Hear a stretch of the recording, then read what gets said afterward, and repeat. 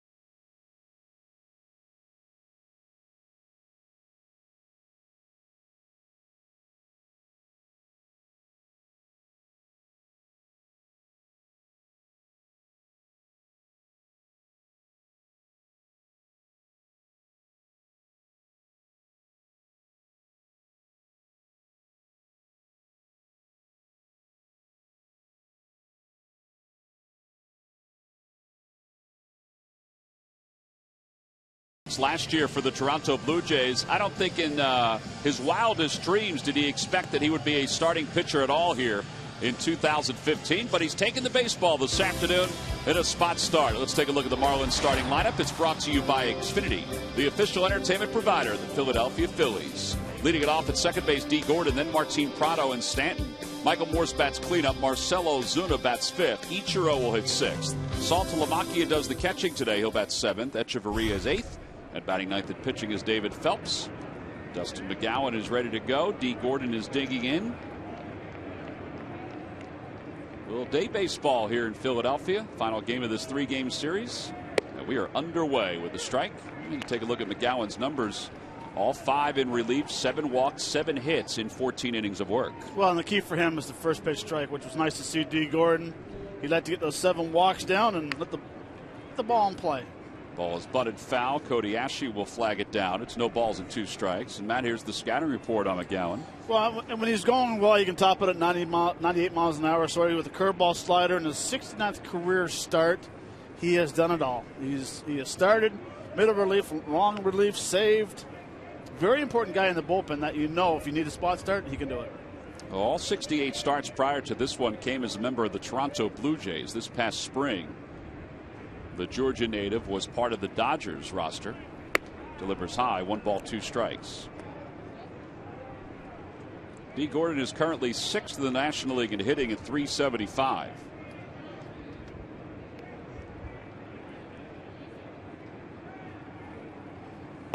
And a called strike 3. Well, there you go. Right down in the zone for McGowan. 1 out here in the first.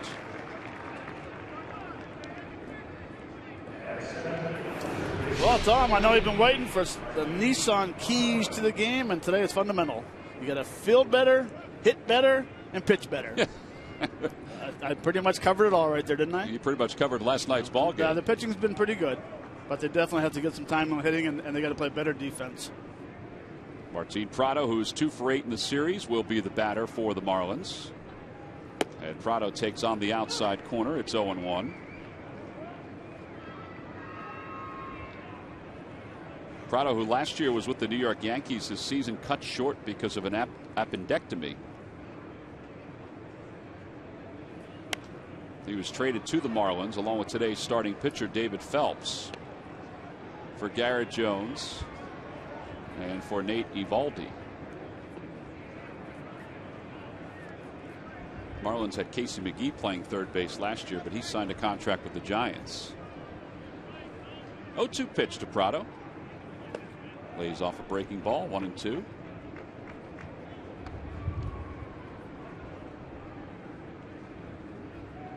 There's Cole Hamels, who was outstanding last night. He allowed 1 unearned run.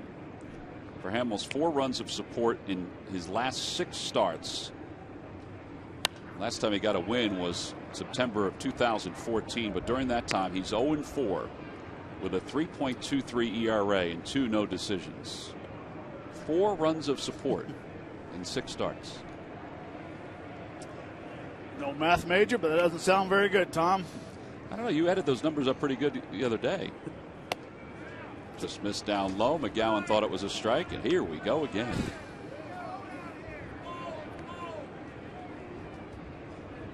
Chris Conroy is behind the plate. Last night it was Toby Basner over at third base today who had some trouble with the strike zone. Swing and a miss. He got him. Back-to-back strikeouts. 1 looking, 1 swinging, 2 outs here in the first. Nice high fastball. His ball gets on you, and you can tell by some of the swings right now that he has a very easy delivery, but a very explosive fastball. It's not a heavy fastball, but it's explosive. It has a little rise at the very end of it. Here's Giancarlo Stanton, who takes a strike. Well, McGowan is no longer a starting pitcher because he's had shoulder problems 2009, 2010, and 2012. He was a starting pitcher and had shoulder problems every year. And he said that the biggest problem as time has gone on, he's only 33, young as far as pitching goes in the big leagues. So the biggest problem is that he can't respond after having that surgery or after having those problems. As the year went on, he wouldn't feel good when the 5th day came around again. 1 ball, 2 strikes. Boy, we are fighting the strike zone in this series.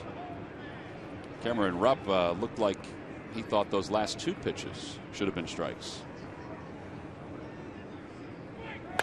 Over to the right side. Cesar Hernandez kicks it. He was feeling it that Stanton was getting down the line, and he looked up at the last moment, and that should be an E4. Chase Utley had an error in last night's ball game. Costly one. Chase, after the game, said that play needs to be made. See, Hernandez has a good jump. It just really didn't lift his head up. He kind of came up a little bit. I don't know if he thought he was going to hit the grass, but like I said, Tom, it has to be made. Phillies have now made 16 errors this season. They came in 13th in the National League in errors. And here's Michael Morse. Yeah, the other thing, too, is they want to get innings out of Dustin McGowan. They're not sure how many. He's thinking 3 or 4. Conservatively, probably 3. But now he has to throw a few more pitches here in the first. Right. Runner goes. Pitch is swung on and missed. Throw to second by Rupp, and Stanton is out. Well, that's helpful. Caught stealing. Beautiful throw by Cameron Rupp. So Stanton's caught for the first time this year. No runs, no hits. 1 man left. There was 1 Phillies error and a pretty good arm from Cameron Rupp to throw out Giancarlo Stanton and wrap up the top of the first.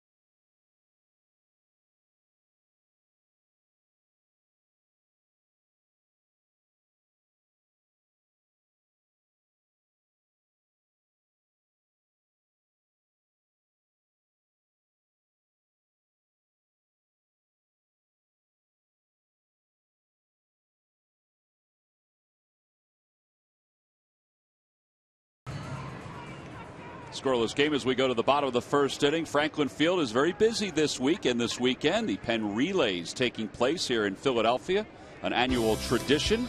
Let's take a look at the Phillies starting lineup. It's brought to you by Xfinity, the official entertainment provider of the Philadelphia Phillies. It'll be Herrera, Revere, and Ashe, followed by Francoeur, Ruff, and Hernandez.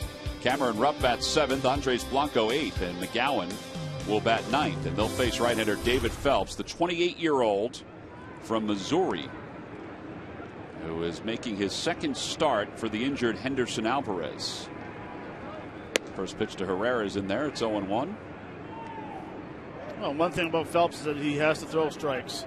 As a scouting report, 1993 cutter, change curve, and attended University of Notre Dame. And Herrera hits it to short, caught by Echeverria. So 2 pitches, 1 out here in the first. Ben Revere's coming up. Murph, this is a very different lineup for the Phillies for this day game. You're absolutely right, Tom. In fact, a little bit of history, in a way, being made today. According to Elias, this is just the second time since the 2008 championship that a lineup has not featured one of those guys that was on the roster. Now, the only other time it happened was September 18th of last season when Kyle Kendrick was on the mound. Nobody else from that 2008 team was on the field. But truth be told, Kyle Kendrick wasn't a part of the postseason roster in 2008. So really, for the very first time since that championship, nobody in the starting lineup today part of that 2008 World Series championship. It is hard to believe. Hard to believe, and it just is more of an indication that times are changing for the Philadelphia Phillies. Then Revere takes strike two. It's 0-2. Matt, you want to go put a uniform on and get out there? I don't think they have a uniform big enough anymore. We still do have a starter up there in the booth. That's a good thing. Inside, 1 ball and 2 strikes. Ryan Sandberg wanted to get a couple guys a day off today, including Chase Utley, including Ryan Howard.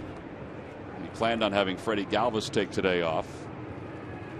And a called strike 3. Revere's down looking, 2 outs here in the first. Cody Ashley's coming up. Cody turned on one last night. A really sweet swing for his second homer of the year. Well, he did. And after 8 pitches, he gets a fastball up in the zone. And we talked about it last night, how easy his front side is. And that's a high fastball, too. And he had a very nice level swing and drove to the ballpark for a second home run of the year. So now 2 outs, and Phelps will face Ashley. And Ashley takes a strike. It's 0-1.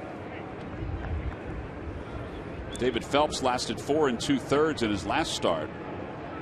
And the Marlins don't know how long he'll be able to go here today, but they're hoping he can extend himself a little bit more. With Alvarez being out with inflammation to his right shoulder. So Chuck Hernandez had Phelps all stretched out, working out of the bullpen. Lucky McDonald's Phillies home run jackpot contestant is Craig Reinhardt of Quakertown. Phillies hit a home run in today's ball game, then Craig will win $100.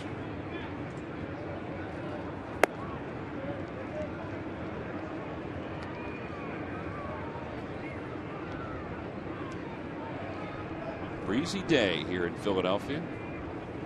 Cool temperatures. Not much sunshine right now. Ashley pops it up down the left field line. Nobody's going to get this one. It's going to drop in for a base hit. And Ashley's on his way to second. The throw to second base is in time. So he tried to stretch a single into a double, but he was thrown out by about a half step. And the side is retired. No runs, 1 hit, and nobody left for the Phils. On to the second.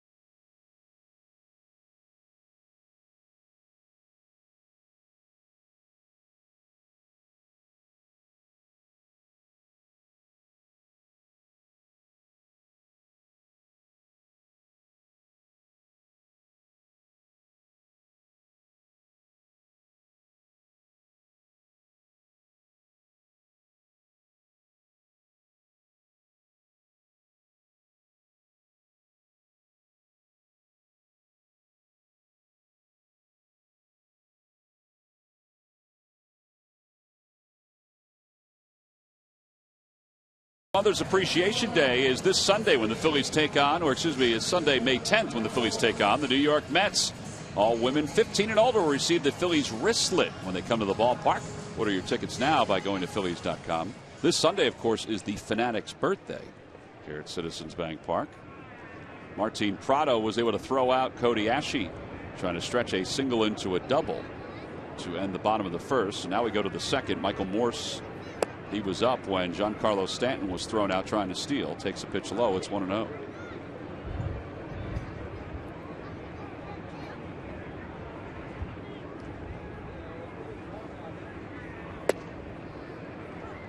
One ball, one strike.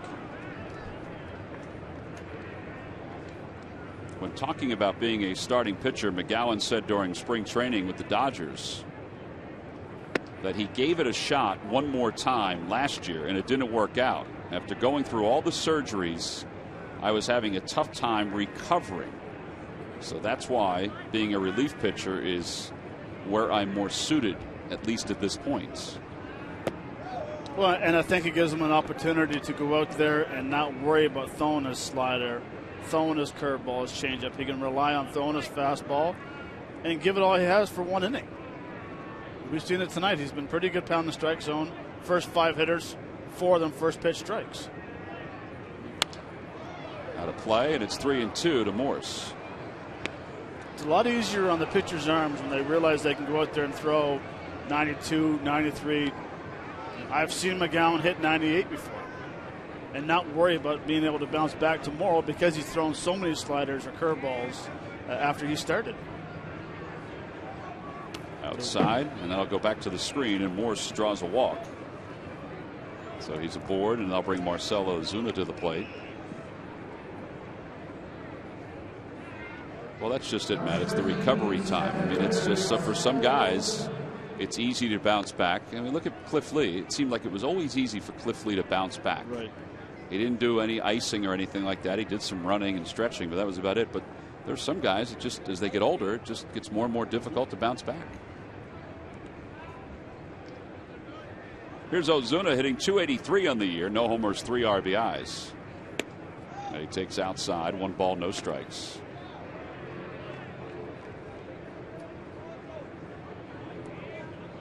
Ozuna is 3 for 8 in this series against the Phils.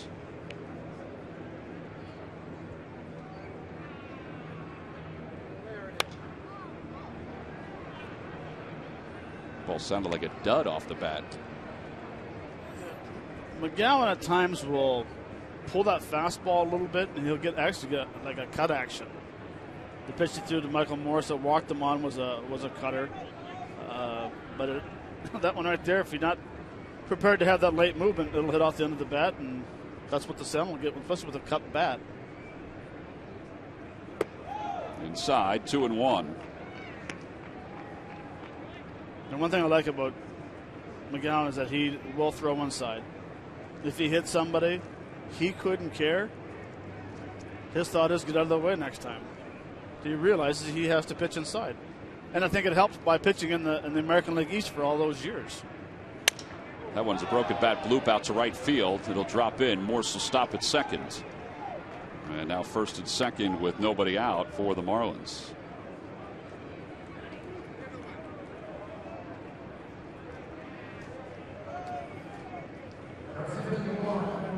Well, it's time to take a look at our T-Mobile game changer for this afternoon. And it has to do with Ichiro Suzuki, the active leader in stolen bases with 487, but among the leaders in a number of other categories, including hits with 2,852. He's behind A-Rod in that category. Ichiro shows bunts toward third. It's a foul ball. He is 3 for 7 in this series alone, extending his individual hitting streak against the Phillies to 10 games.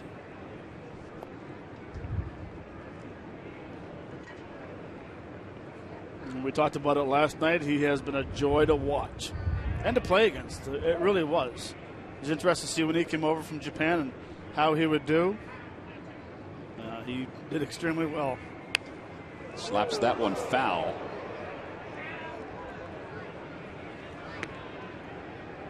you ever hear the story about Lou Piniella? Asked him if he could ever hit home runs in batting practice. Lou walked up to him, and Ichiro likes to hit the ball to left field all the time. And Lou's, if you decide to hit some home runs once in a while, it'd be okay. Next 2 pitches, this is in Peoria, Arizona. Next 2 pitches, he launched about 400 feet to right field. And he asked Lou, he goes, now do you mind if I go back to hitting the ball to left field? And he says, you can do whatever you want. And that's why I said last night in a home run contest he would win.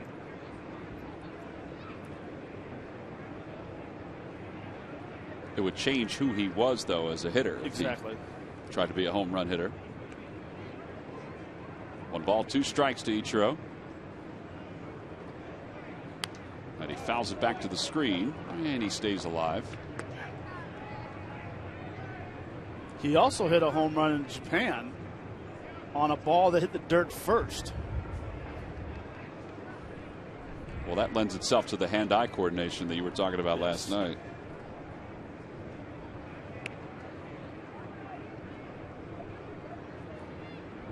Swing and a miss. They got him with a 93-mile-an-hour fastball. 3rd strikeout for McGowan. And 1 out here in the 2nd. Good old-time baseball right here. Good old fastball. Here it is, right down the middle. And 93 miles an hour. Ichiro could not catch up to it. Well, now Saul Telemakia, who has not played in this series, gets the start today.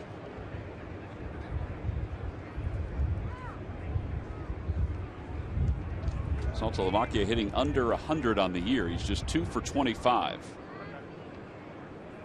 Lays off. It's a strike. 0-1.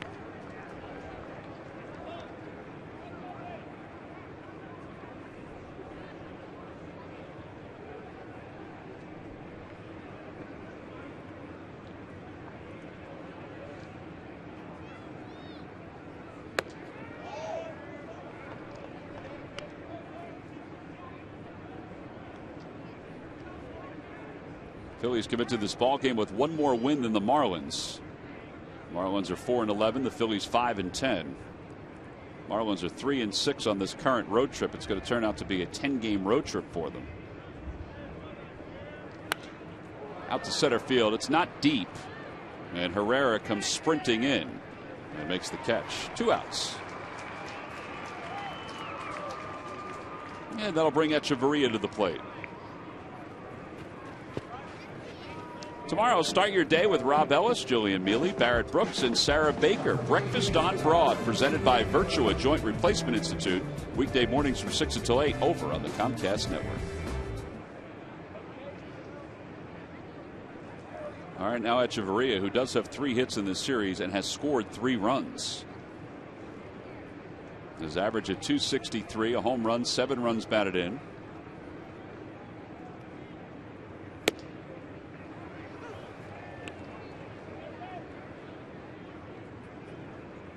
I was about to say, wondering how they'll pitch him.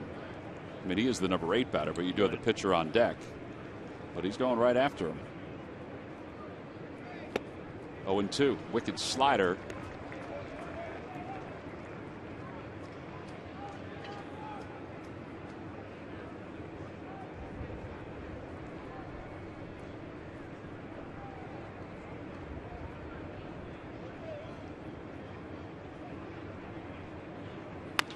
Chopper left side toward the hole. Backhanded or knocked down by Blanco, and everybody's safe. That's going to wind up being a base hit, I would think. Because I don't think he would have gotten Echeverria. It looked like he peeked his head up to see if he can get somebody at third. So now the bases are loaded, and it will bring Phelps to the plate. He makes a very nice pitch, and it almost looked like he was trying to rush to go to second base. Blanco was. You know what? You're right. It was second base. Yep. He wanted to come up, and he was trying to be very quick. Yeah, no harm, no foul. You kept it inside, and no runs are scored. Now you have the pitcher. The reason we say he gave him a hit because I don't think he was going to get the guy at first, and that's you can't assume that he's going to go to second base until he actually does it. Correct. So David Phelps 0 for 8 as a hitter in his career, 0 for 2 this year. And he whacks the first pitch foul. It's 0-1.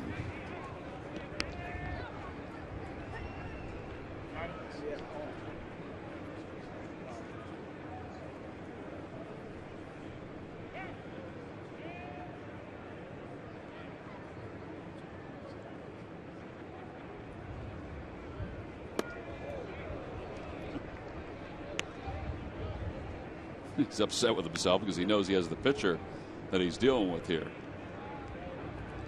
He's got 40 pitches already. Not all of it is his fault.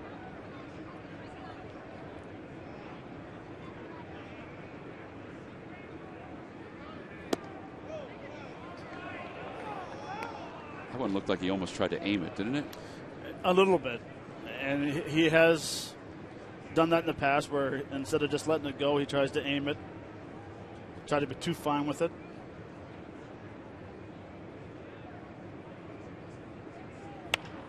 Off the end of the bat, out toward the right side. Hernandez has got it. McGowan's there to cover, and this time the Phillies are able to convert the 4-1 putout, and the side is retired. No runs, 2 hits, 3 men left.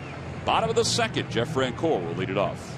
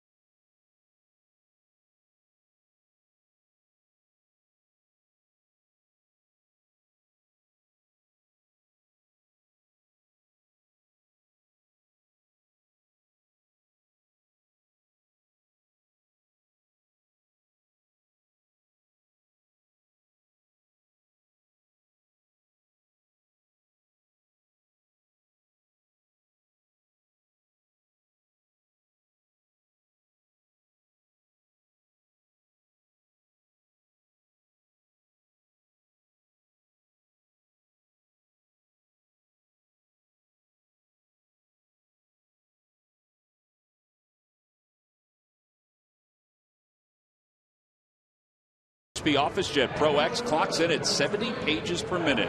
Get yours today for up to 50% off from who? But WB Mason. Bottom of the second, Jeff Francoeur, Darren Ruff, Cesar Hernandez to face David Phelps, who is not locked into the clock out in left center field because he was the last batter in the top of the second inning. So even though the clock is winding down, it's at 10 seconds and it's going to hit 0 before he's ready to pitch. The rules don't apply to him in this situation. So Chris Conroy will just let him finish his warm-up tosses, as is normally the case before the speed-up rules.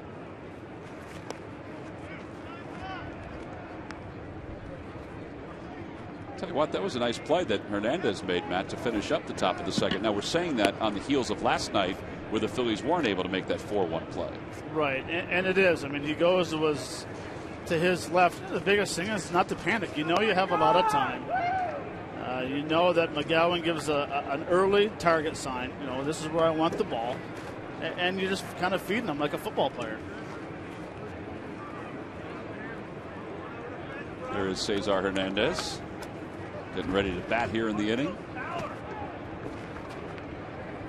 Phillies have 1 hit. The Marlins have 2 hits. Jeff Francoeur, 14 career home runs against the Marlins overall this year, hitting .222 with 2 home runs. And the first pitch to him on the outside corner. It's 0-1.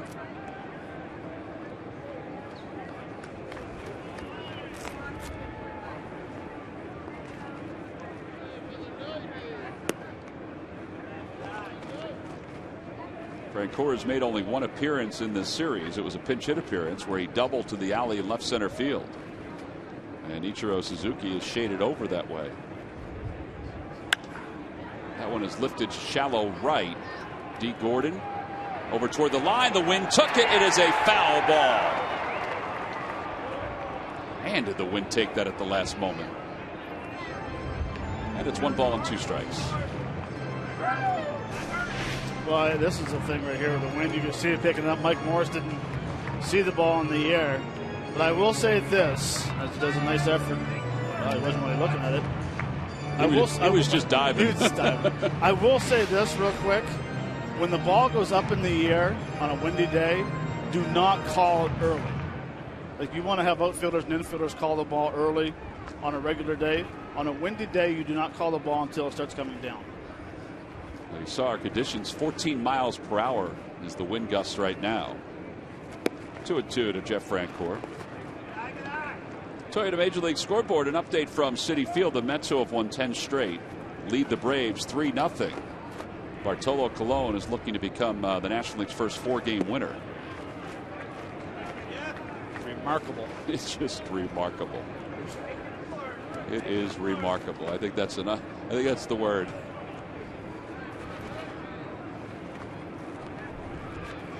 Swing and a miss. Francoeur is the second strikeout victim for Phelps.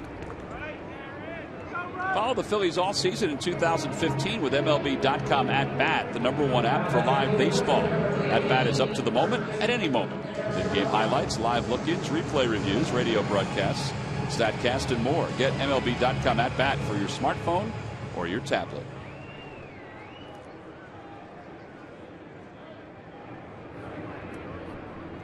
Darren Ruff takes the first pitch for a strike.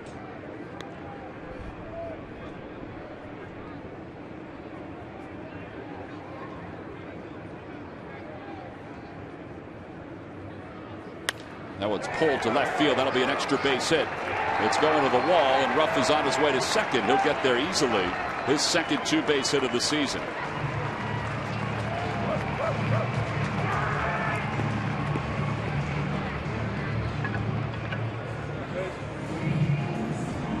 One thing we've talked about Darren Ruff's swing is how short it is, and especially with fastballs inside, you can see how quick he is to the baseball, keeps his hands in tight, and drives the ball to left field.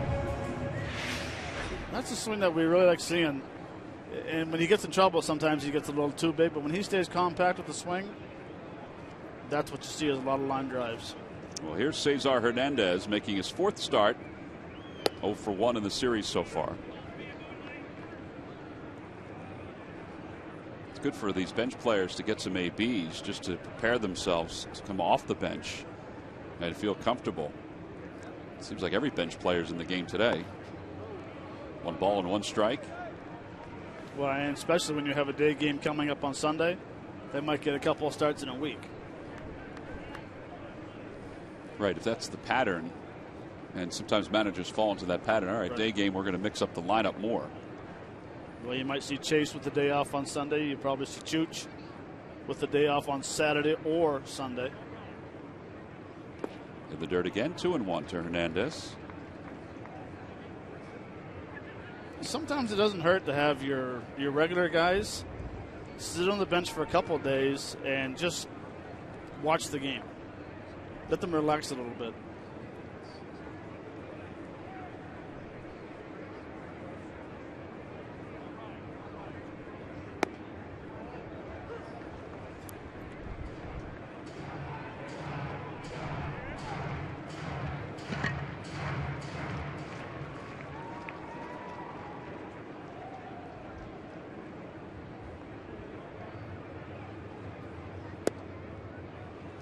Pretty close, 3-2. David Phelps was a 14th round selection by the New York Yankees in 2008. I mentioned that he's taken the roster spot of Henderson Alvarez, who was a very gifted pitcher, who's out with right shoulder inflammation. Mike Redmond said, how long will he be out? I don't know. It's kind of up to him at this point. First walk issued today by the Marlins. It'll put runners on first and second for Cameron Rupp. This guy had unbelievable minor league numbers, though, Matt. I know that it doesn't always dictate success in the major leagues, but he was 40-15 in 93 games in the minor leagues with an ERA of 2.53. That's a lot of wins and not many losses. It is, and he's a smart pitcher, not overpowering. He adds some tracks very well, but he pitches at the bottom of the zone. Cameron Rupp hitting 133. You know, and if he averages between 90 and 93 miles an hour, he can throw a choke fastball at times at 70 or 86, 85 miles an hour, which he grips the baseball a little harder. It does the rotation doesn't come out as quick. There's another one up in the wind down the right field line. It's a foul territory, a little higher, and Stanton runs right into that half fence.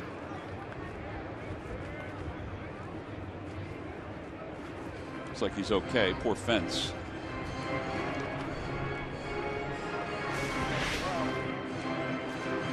Right there, I thought it was going to be Stanton and Morrison were going to collide. Yeah, those are two big men that would have collided. Right there, it looked like he landed awkwardly on his right leg, didn't it? Yeah, it looked like he hit his knee.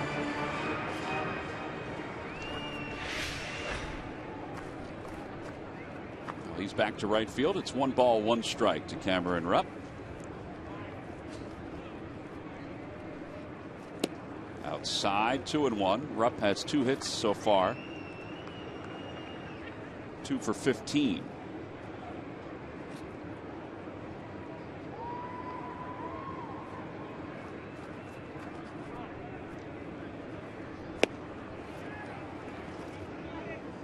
Mile-an-hour fastball. That's the pitch Rupp wanted. You can see where that came on the inside part of the plate.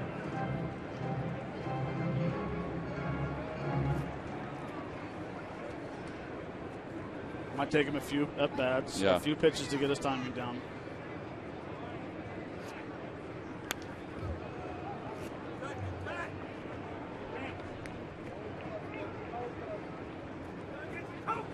Sometimes we talk about numbers in the spring training. Cameron had a very good spring training, but he was on a regular basis of getting at bats. He was only sitting for maybe 1, maybe 2 days without getting a bat and without getting playing time. It's hard to be a backup catcher.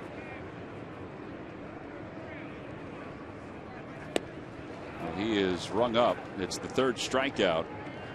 And now 2 away, and Andres Blanco will be the batter with runners on 1st and 2nd. Like a late cutter. At the very end of it, starts it out at 3rd. Cameron just timing starting to get a little better, but that was a pitch up in the zone that he'd probably like to have back.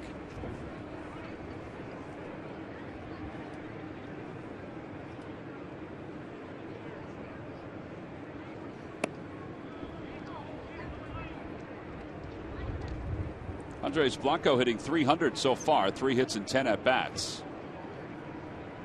Has not played in this series.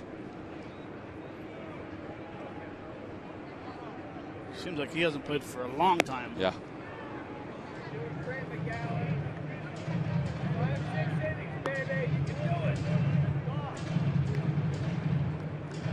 One thing I will point out is that Saltalamacchia has a hard time throwing the ball back to the pitcher.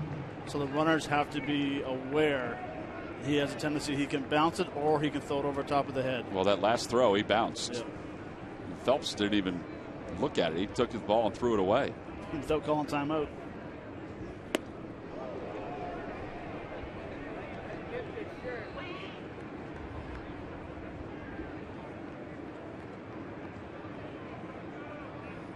Hernandez on first, Ruff on second. 2 men down here in the bottom of the 2nd.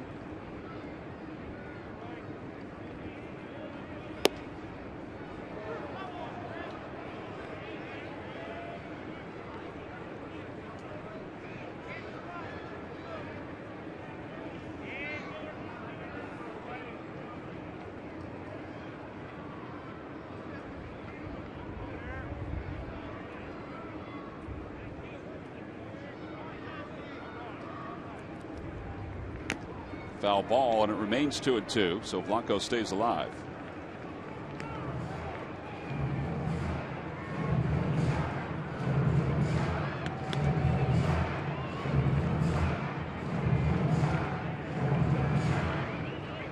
This would be huge to get a 2-out base hit right here, score a run.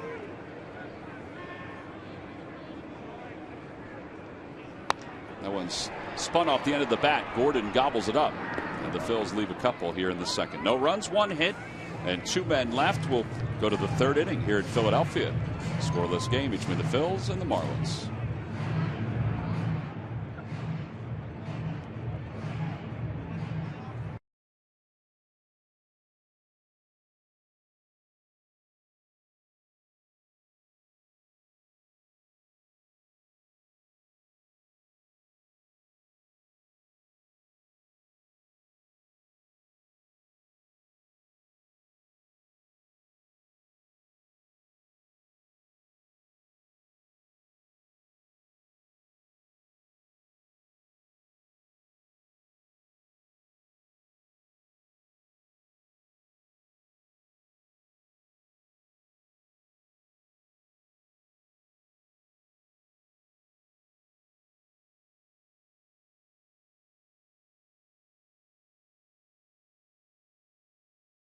Well, today is Bring Your Child to Work Day around the United States. So I brought Matt, which was nice of him to stop by. And I also brought my daughter, Carrie, my 12-year-old daughter, Carrie. You having a good time today, Carrie? I'm having a great day. Now to report with Murph. Very nice. Very well done indeed, Kerry. Thank you very much. Well, we are out here in the right center field area here at Citizens Bank Park. And Tom, you just mentioned it's a big day happening on Sunday. The Fanatics' birthday, of course, presented by Citizens Bank. And fans here at the ballpark today, tomorrow, and Saturday have a chance to sign this enormous birthday card for the Fanatic. I mean, who wouldn't want to do that? There's folks are signing it right now. They're going to get a chance to sign it tomorrow from 5:30 to 7:30 if they're out at the game. And again, at the Majestic Clubhouse store from 12 to 1 on Saturday, where Cody Asher will be signing some autographs as well. And as you mentioned, Tom, let's not forget, kids 14 and under on Sunday. Check out Jason's socks right now. Jason Guy from Citizens Bank. Jason does not look 14 or under. Yeah, well, he is not 14 and under, but he was nice enough to model these socks for us.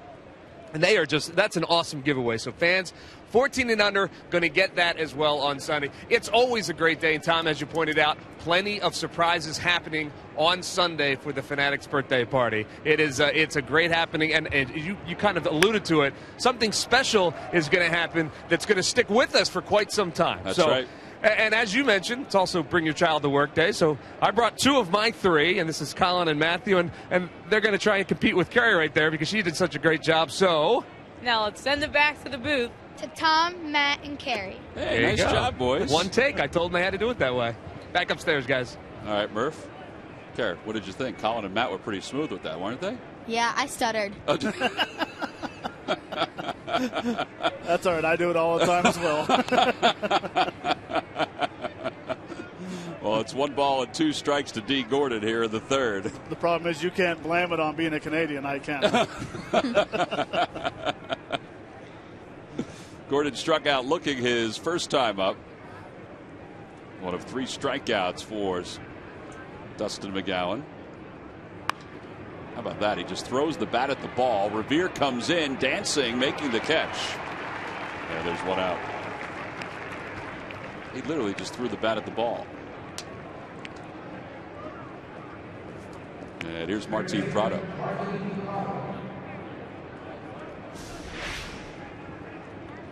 Let's see right here.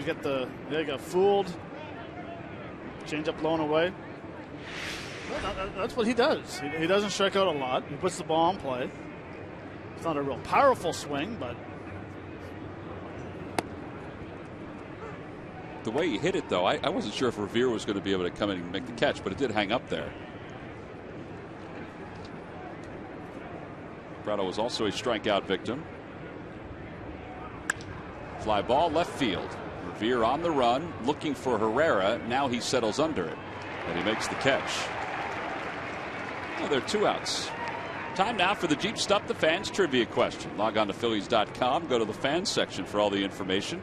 Please submit your answer on the subject line. Which Marlins pitcher did Steve Cishek replace when he assumed the closer role, Matt, in 2012? Answer will be revealed a little later on. Here's Giancarlo Stanton. 1 ball and no strikes.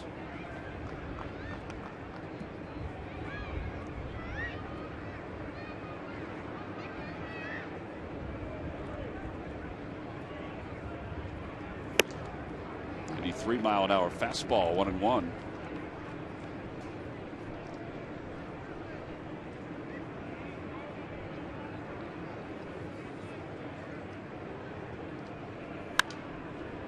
High pop-up over to the third base side. That'll be back into the seats.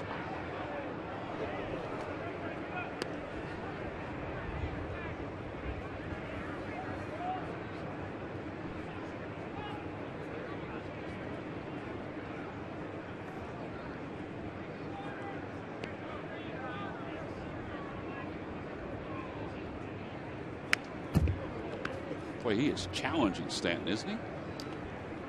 he will. He'll say, here's the fastball.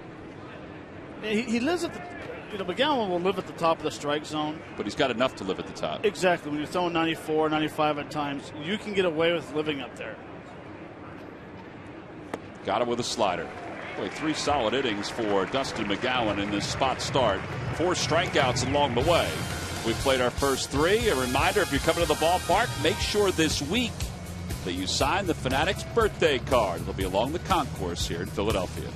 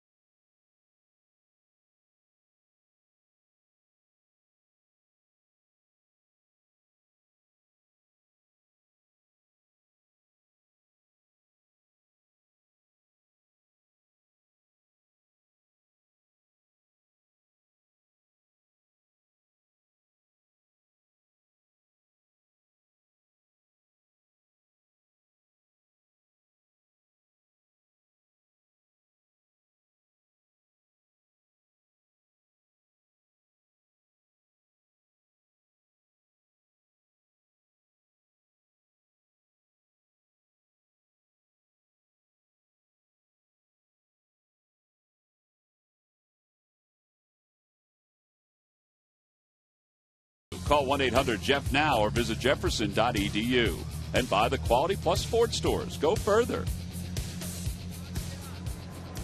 Out to the bottom of the 3rd inning, Dustin McGowan will get a chance to bat here. McGowan is not having that bat this year. He's 2 for 14 lifetime with 7 strikeouts. And it's 0. He's a big guy. He gets a hold of one. He has some pop. He can hit a ball a long way if, and that is if, he makes contact. Well, he's going to have to get an inside pitch here, right? Yeah. Not too far inside. He's stepping into the proverbial bucket.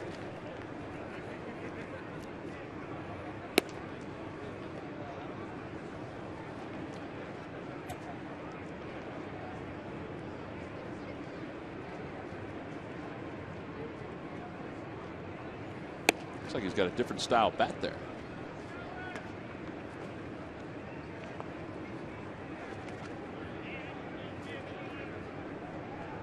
Looks like it's foul tip. 1 out.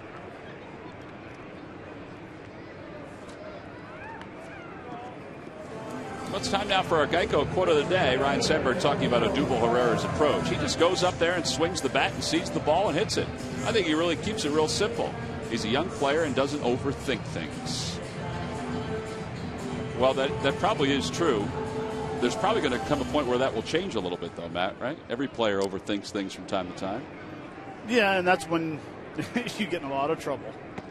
Yeah, what I like about it is that he's been making adjustments from at bat to at bat. If pitchers are starting to throw him softer stuff, the second time around he's starting to lay off it. So he's making pretty good adjustments.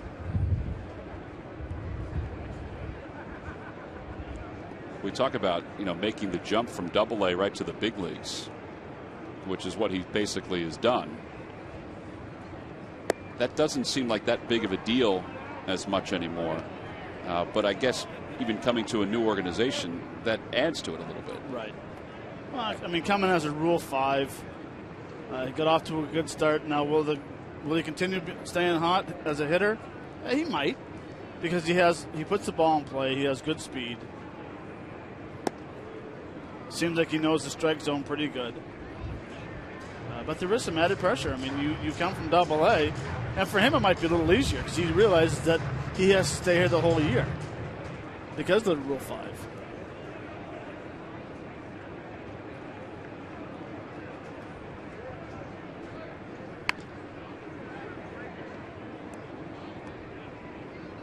Fights that one off and remains 2 balls and 2 strikes.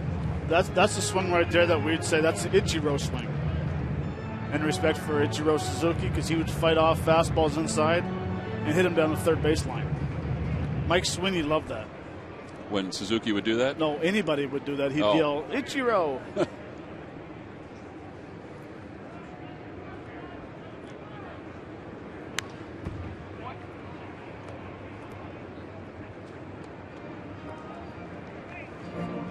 As we head toward the final week of April, Herrera finds himself among the leaders in a number of offensive categories for rookies. He is obviously a rookie.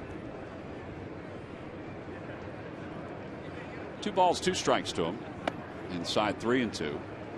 The other thing he's been doing, and we weren't sure if this would be the case, he takes some pitches. He does. The little question mark from the first game of the year and the first game of spring training against the University of Tampa. You remember our reaction when we saw him that game? Off the hands, out to right. Stanton is there. And he puts it away for the second out. Our reaction after that game was, oh no, he's going to be a free swinger.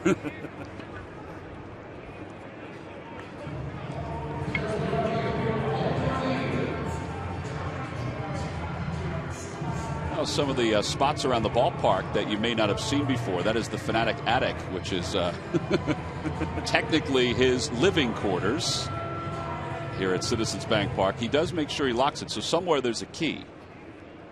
I can't see whether he's got the key around his neck and with a string like Ben Davis does, but he's got it somewhere. If you want to leave him a letter, you can leave him a letter there. Make sure you remind him to change his, make sure he throws his garbage out on a consistent basis. He's a little old school when it comes to his music. He hasn't gotten into the iPod or iPad or anything like that. He still has the boombox going.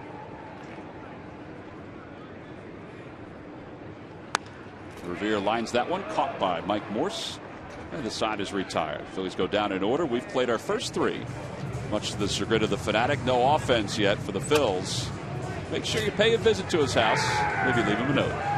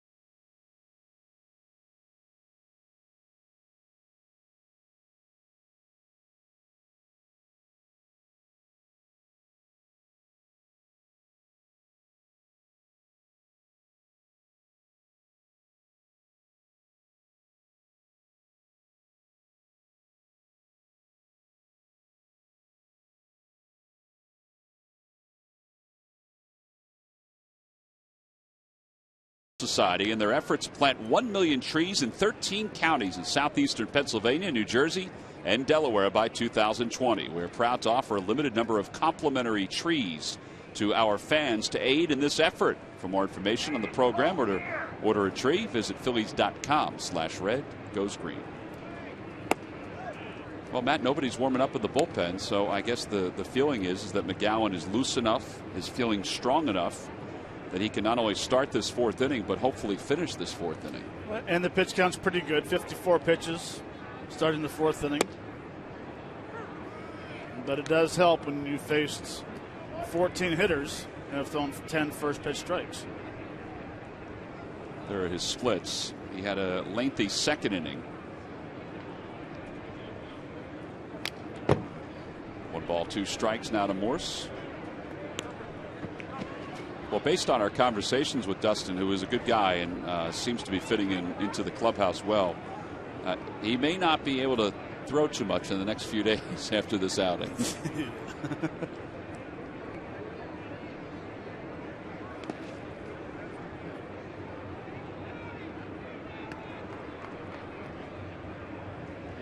You can see that he's a competitor, though, just by his reactions on some of the pitches that he's throwing. Especially the ones that he's missing far outside the right-handers.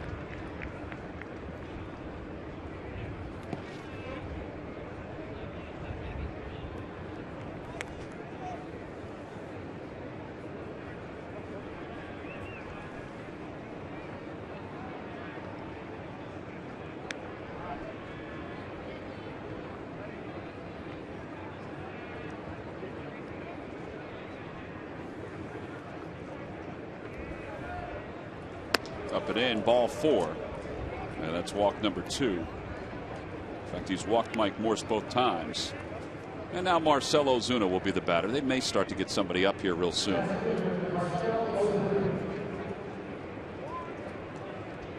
Ozuna single to right his last time up. 1 of 2 hits given up by McGowan. He's allowed 2 hits. He's walked 2 batters.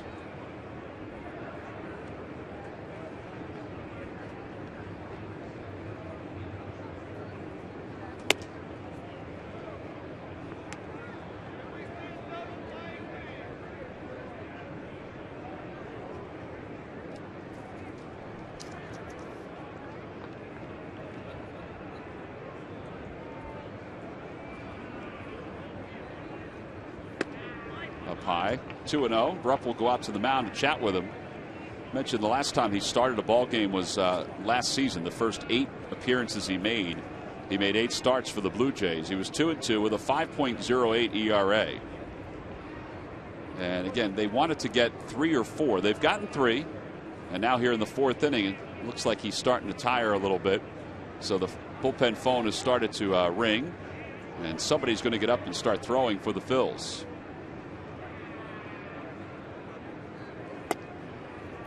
There's no real long man per se. Hector Neris, I would assume, and there is Hector, will be the first one to come out. He just called him up from the minor leagues.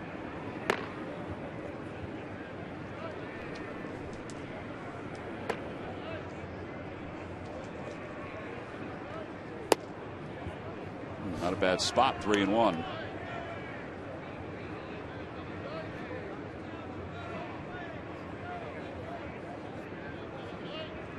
Not sure what that pitch was. Yeah, I guess it was a little pretty low. good. Yeah, it did look pretty good.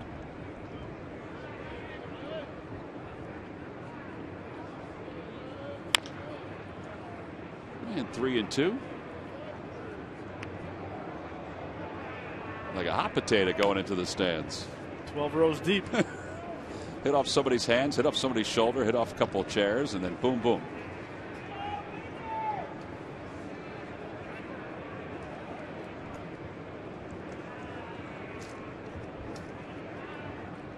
It's had 3 full counts so far, and the 3-2 pitch.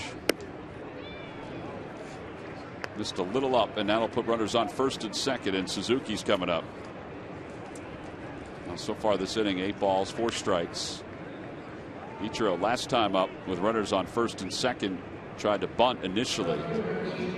And Bob McClure is heading out to the mound to talk to McGowan and give Neris some more time to warm up.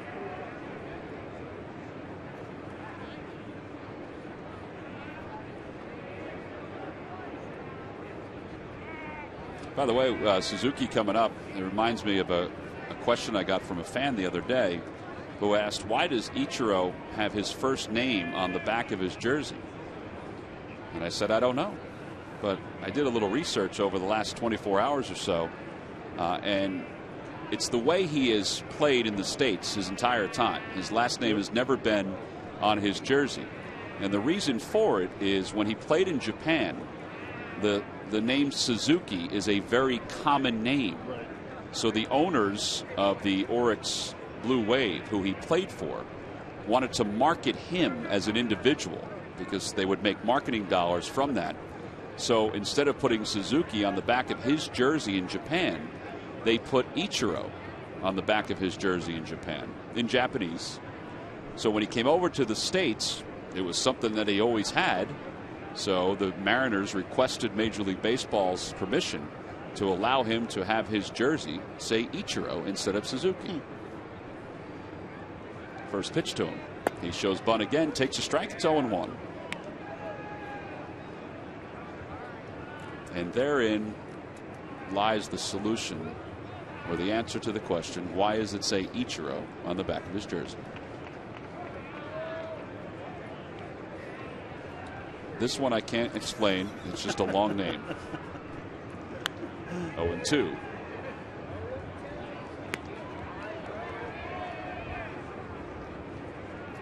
If he ever got traded in the middle of a season and it was game time, he may have to go out there without his name on the back.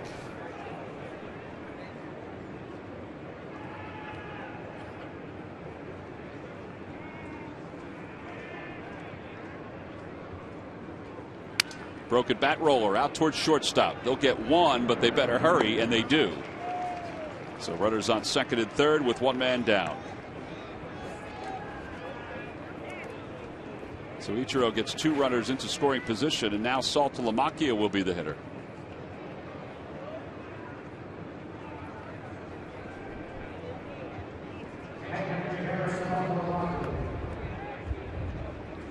Makes a nice pitch right there, throwing the little cutter inside, but it was almost too good because it's just like getting a bunt down. Now with Saltalamacchia hitting, you've got to work at the top of the zone with him. Yeah, because there is a chance for a strikeout here. And especially, I had a long talk with Lenny Harris, and Lenny was talking about he's got a loop in his swing. So fastball's up in the zone, he's basically hitting a home run up an elevator shaft straight up, or he's swinging and missing.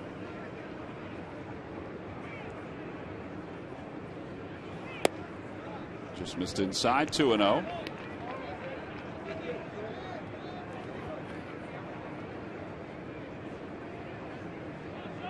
That's a pretty good pitch right there. That last one. Yeah, I'm surprised he didn't swing at it, to be honest.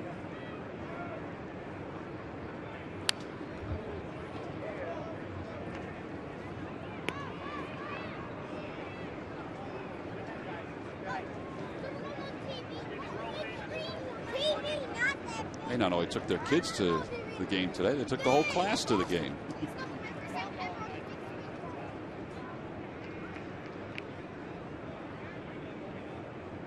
Two balls, one strike. Low it in, 3-1. Echeverria waits on deck.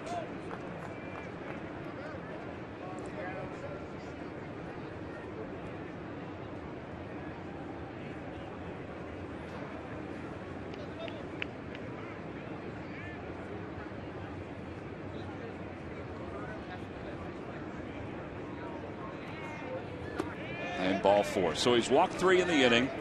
And that'll bring Echeverria to the plate. That may be it for McGowan. We'll see what happens or what Ryan Sandberg decides.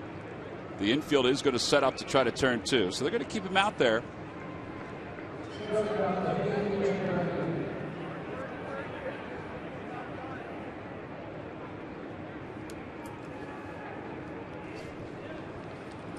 ...20 pitches in the inning, 73 overall.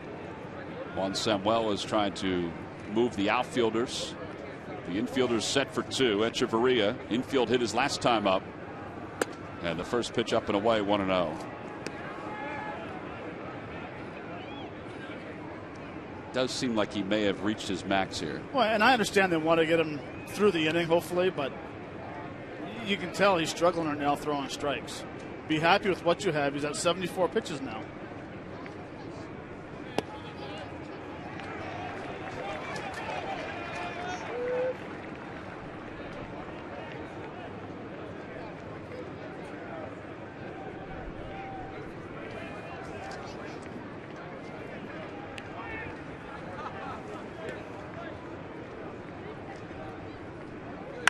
And a liner out toward right center field. That's going to be in for a base hit. Francoeur will cut it off. 2 runs will score. Francoeur's throw goes over to third, and the runner moves up to second.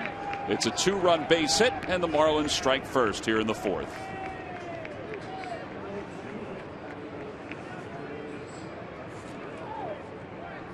Well, it's going to be a single, and Echeverria goes to second on the throw. I can understand what Francoeur was thinking. He had Saltalamacchia running. He thought maybe I can get him at third, but the double play is no longer in order with the pitcher coming up. And Ryan Sandberg is heading out, and that's going to be it for Dustin McGowan. So he's done after 3 1/3 today. He's allowed 2 runs so far, but the 2 base runners are his responsibility. And we have a pitching change here in Philadelphia. The Marlins have taken the lead. We'll be back with Hector Neris right after this.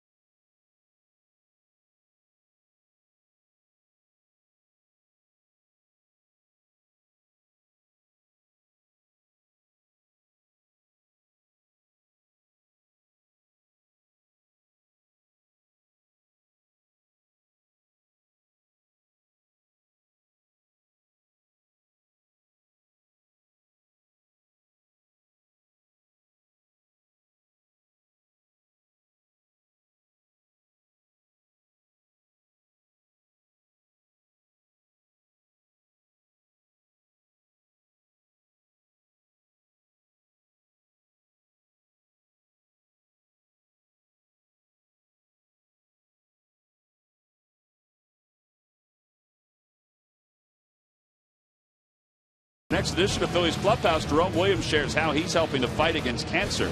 Plus, Jeff Francoeur is enjoying every second of the big leagues. Watch Phillies Clubhouse presented by Mercedes-Benz at 4:30 here on Comcast Sportsnet. Well, McGowan is done after 3 1/3, 3 hits. He wound up walking 3 in this inning and 4 overall. He struck out 4, and now he'll turn things over to Hector Neris. And Neris got a little heavy lifting to get through here. He's got runners on second and third with 1 man down. Now the pitcher, David Phelps, is coming up. Those are his numbers down in AAA.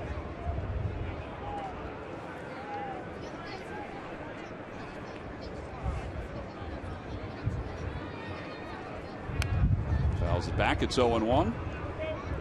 Phelps hit a ground ball to the second baseman his last time up and was retired on a 4-1 putout.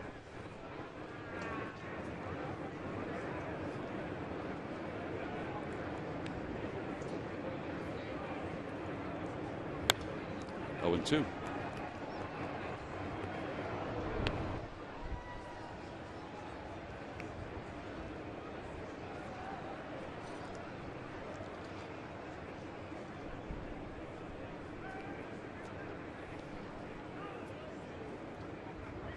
Oh, he hit him. Swung at it. I thought he may have swung at it too. Nope, they're going to say no, he did not. And the bases are loaded.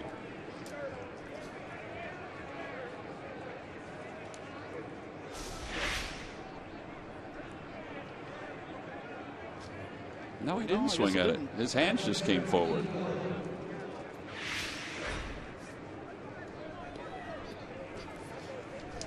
So now the bases are loaded, and D. Gordon will be up.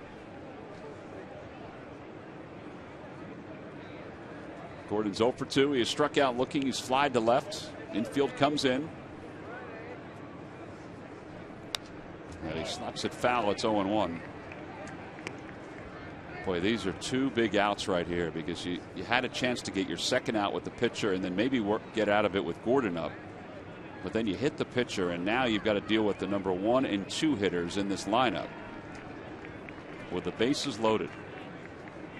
on a no balls, 2-strike pitch. Yeah. No, now you got it 0-2 again, but you've got D. Gordon up. Who would be very hard to double off on a ground ball.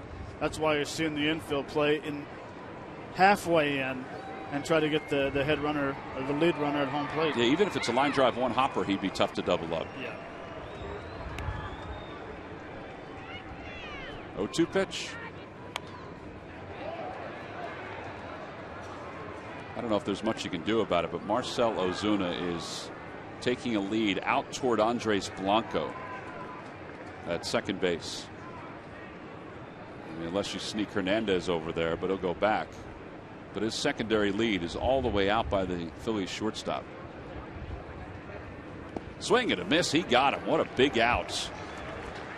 2 outs here in the 4th inning. Well, they do strike out a lot. That's the 5th time today and the 84th in this road trip. That's a very good split finger fastball from Maris. Down the zone after a few pitches fouled off. Big out. But now is when you have to concentrate even more. Just because you have 2 outs doesn't mean you sit back. Yeah, you've got Prado, too, a good contact hitter, although he has struck out today. He's 0 for 2. Flied out to left his last time.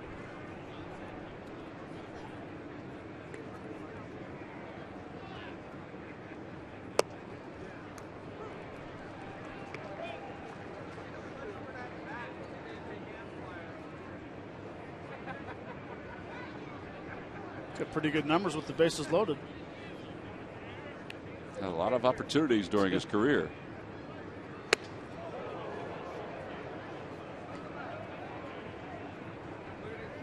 I absolutely loved hitting with the bases loaded.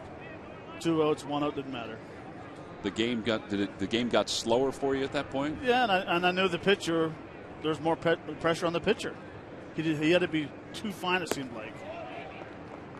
You know, we saw the first pitch from Neris, fastball aggressively, and he's missing the last 2 pretty bad. So now you're back in a hitter's count.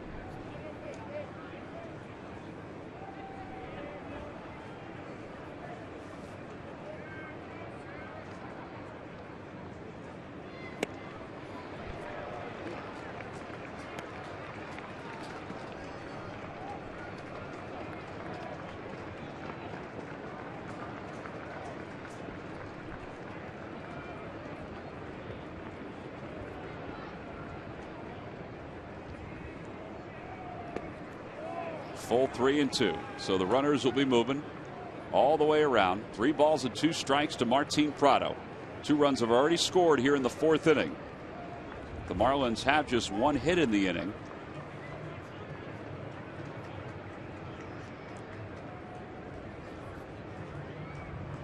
They take off, and he whacks that foul just in front of us. Gentleman with a sling tried to make a one-handed catch. A valiant effort. That's a valiant effort, my man.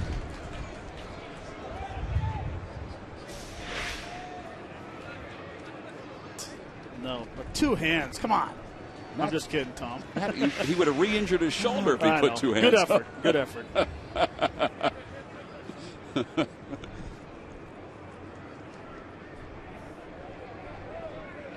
His family had gotten up to get something to eat, so they weren't around him when he made the catch. Now they're there.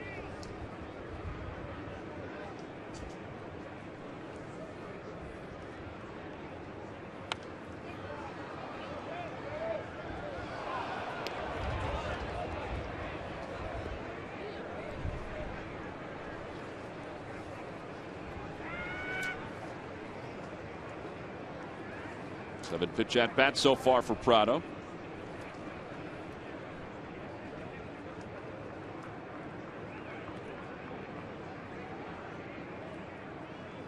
Chopper over to third, and an 8-up Ashe goes into left field. 2 runs will score.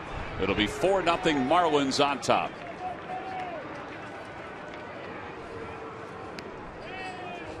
They're going to score a base hit and 2 RBIs. It was hit hard.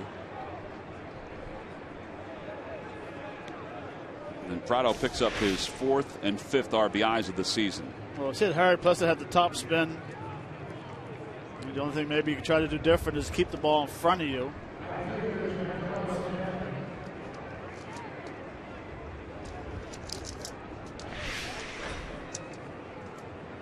And now you've got Giancarlo Stanton, the 9th man to bat in this inning.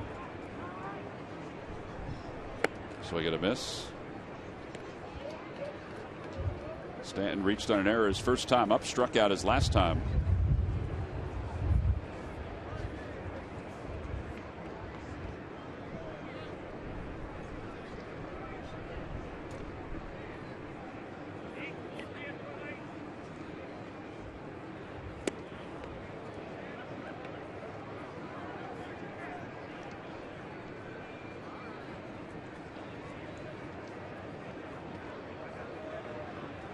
Between McGowan and Neris, 40 total pitches in this inning.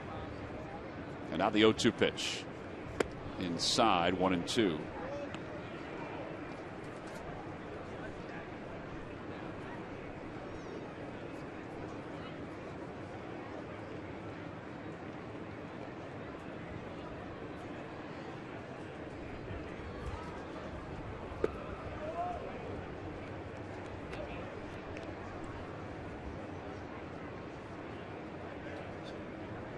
A lot of things this inning with, of course, the base on balls, but the hitting Phelps, no balls, 2 strikes, and then getting the big strikeout with Gordon. Yeah.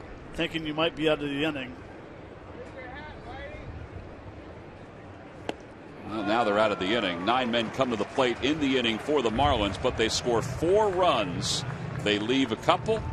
43 total pitches as it starts to rain here in Philadelphia. The Marlins are on top of the Phils, 4-0.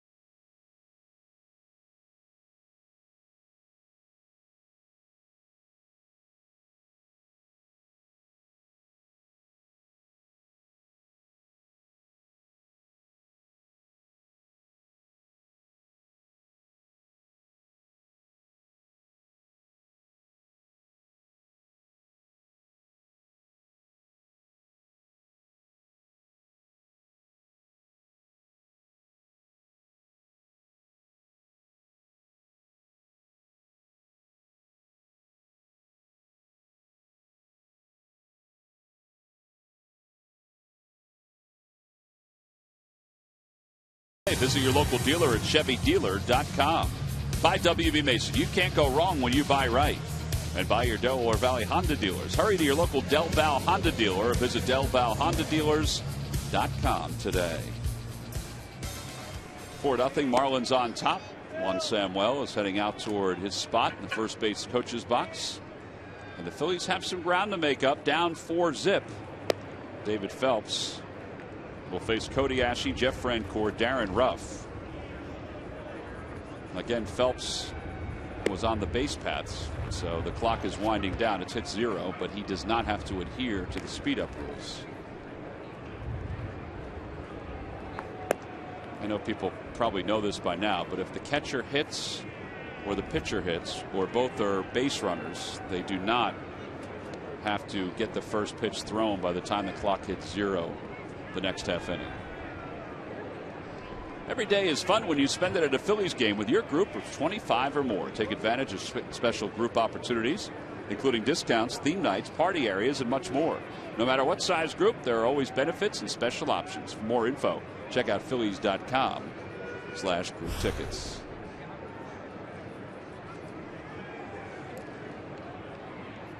Ashe singled his first time up, was thrown out by Martin Prado, trying to stretch that to a double.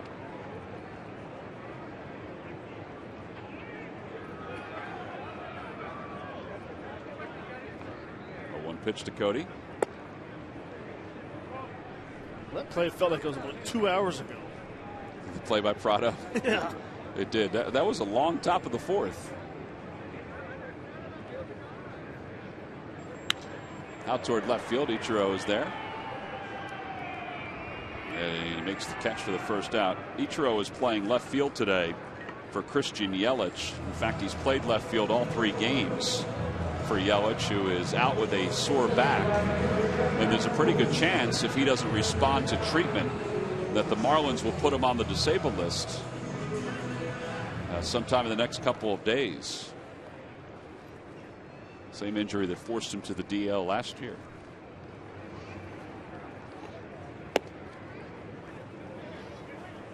Which is part of the reason why the Marlins picked up Ichiro, in case one of their young outfielders did get injured. 1 ball, no strikes to Francoeur. 1-1.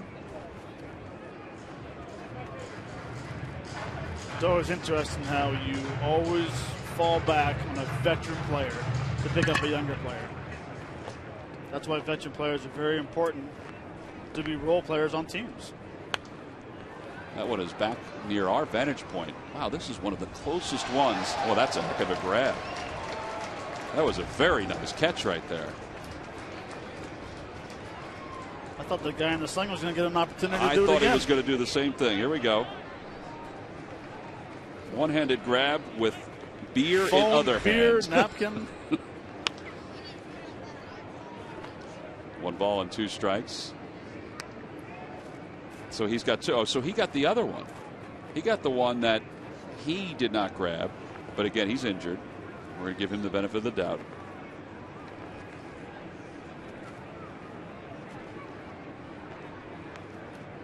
One ball, 2 strikes to Francoeur. And he breaks his bat, caught by Prado. And there are 2 outs. Matt, I feel like we should give the guy that has the sling a baseball. Well, but the thing is, the guy who had both those baseballs Gave one just to. gave both balls to the kids. Oh, he did. Look at that. Well, we should give that guy something then. Got I have anything in the a office? 1915 shirt. 1915. You still have that? No. Oh. It was very nice of him.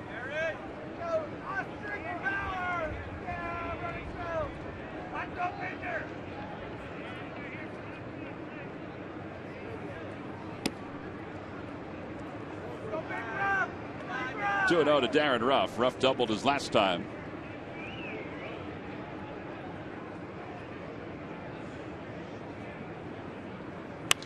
And a high pop-up, foul territory. Saltimacchi didn't know where it was. Now he comes over and makes the catch on top of the on-deck circle.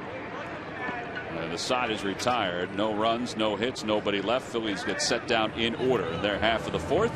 We'll go to the 5th. The Marlins on top, 4-0.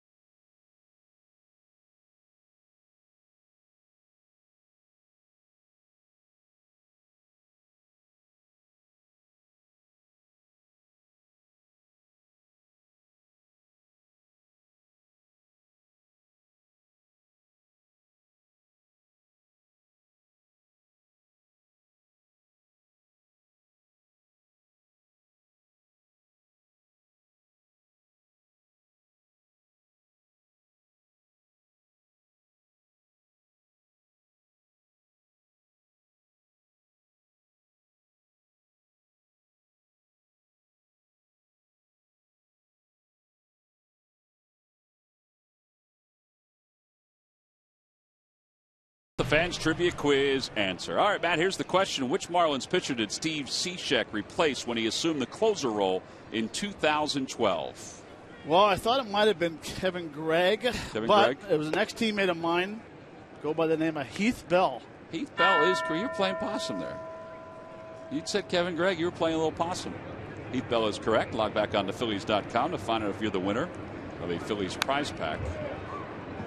1 ball and 1 strike to Hector Neris. And now at this point in the telecast is when I turn and give the iPad to Christine Connors after getting the promo done. Welcome, everybody, to our humble abode. Broken back ground ball off the mound, and Blanco can't get it. And Morse is safe at first. He's aboard for the 3rd time.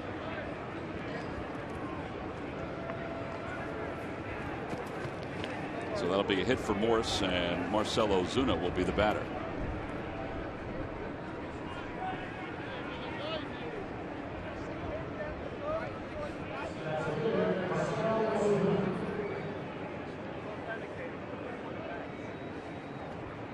Ozuna has singled. He's also walked and scored.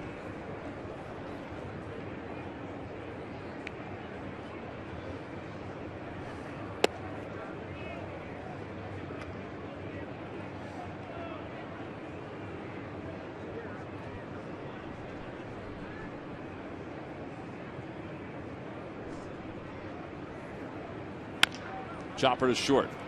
Big hop for Blanco. There's 1 and not in time to turn 2, but they do get the lead runner. 6-4 on the put out at second base.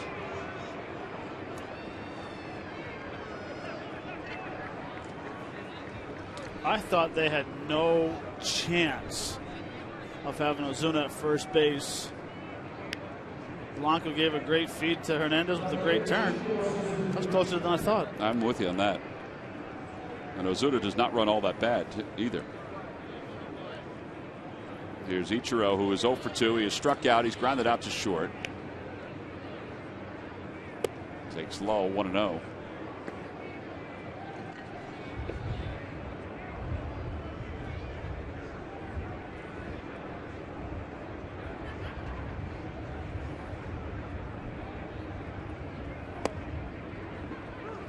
Ichiro came into today's ball game with 2,852 hits here in the United States. Combined with his numbers over in Japan, he has 4,130.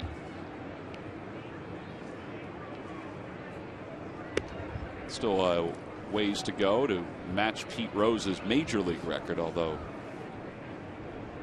it wouldn't count, obviously, but it wouldn't be a bad honor. Never happened. That's one record that will, I honestly say, will never be broken. Somebody asked Pete Rose about Ichiro. He said, you know, if I had a vote, I'd vote for him for the Hall of Fame before the 5-year waiting period was over with. But even if he does pass my record with his combined numbers, it's not going to be the same. He said, I have all the admiration in the world for him. Out to left field. Ben Revere is there. And he makes the catch for the second out. Pete Rose went on to say that if Major League Baseball, or if baseball ever decided to say that Ichiro has passed me with his combined numbers, I would somehow get reinstated, come back and hit a 70 hopper up the middle and pass him again. Who's he kidding? He'd get reinstated and probably hit a line drive to left center. Saltalamacchia 0 for 1 with a walk. He scored in the 4th.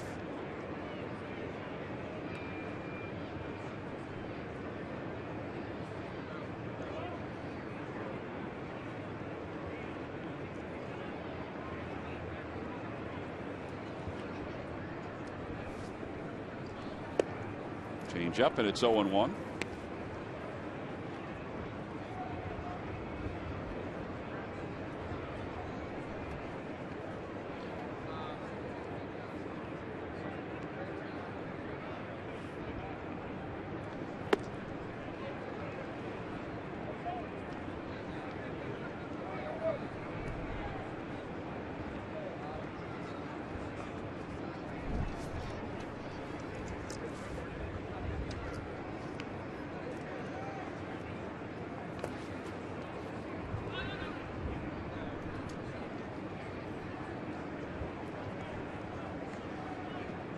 Nice play by Cameron behind home plate, blocking that split finger fastball. He's a big man, but he's got some soft hands. Moves pretty quick behind there.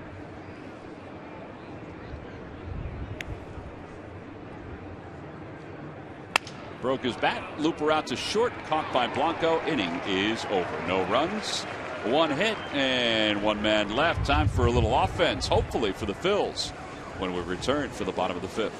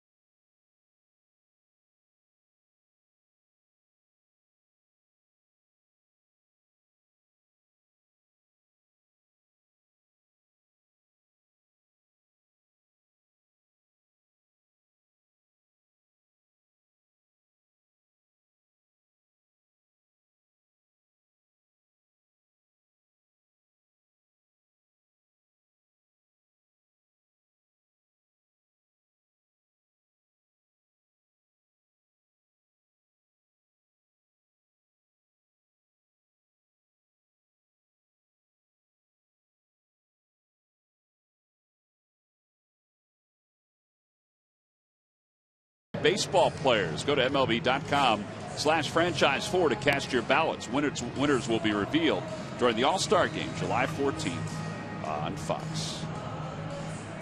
Bottom of the 5th inning. It'll be Cesar Hernandez, Cameron Rupp, and Andres Blanco. Here are the top voted famous living players. Hank Aaron, Willie Mays. I don't think anybody would question that. Sandy Koufax, be hard to question that. And then Tom Seaver is number 4. Other candidates include Johnny Bench, Barry Bonds, Ricky Henderson, and Pedro Martinez. I would probably put Bench in that list, Matt. Well, for sure. I mean, the numbers he has, definitely put him on that list. Yeah, I thought, obviously, Aaron and Mays, those are 2 givens. I don't think they'll be knocked off the list. I thought McCovey could be put on that list. Mm-hmm. And I thought Koufax. But I thought if there was going to be another one, it would be Johnny Bench.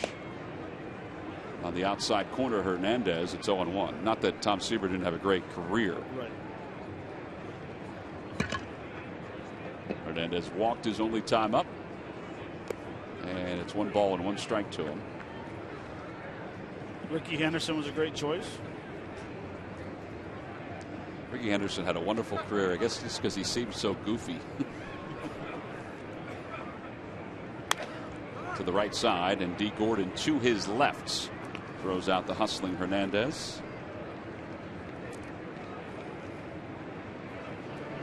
Here are the current leaders and other candidates for the Phillies. On your left, Schmidt, Carlton, Whitey, and Chase. And then on your right, Jim Bunning, Chuck Klein, Robin Roberts, and Jimmy Rollins. Might put Robin there ahead of Chase, but we'll see. I think Schmidt and Carlton and Whitey are. I think those are given. Yeah, I think those are given. Here's Cameron Rupp, who takes outside 1-0. Now I thought Jimmy and Chase would get more votes because obviously this day and age, the 08 World Championship is so fresh in everybody's mind. Right. And they're both deserving for consideration. There's no question about that. Justin DeFreitas warming up in the bullpen.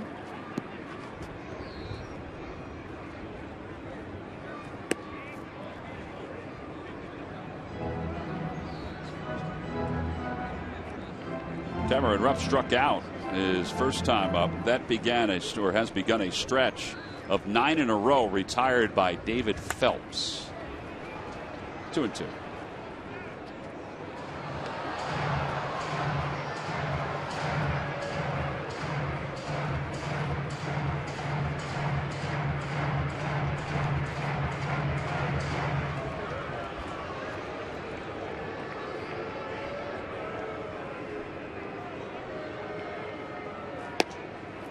Pretty close pitch. It's 3-2.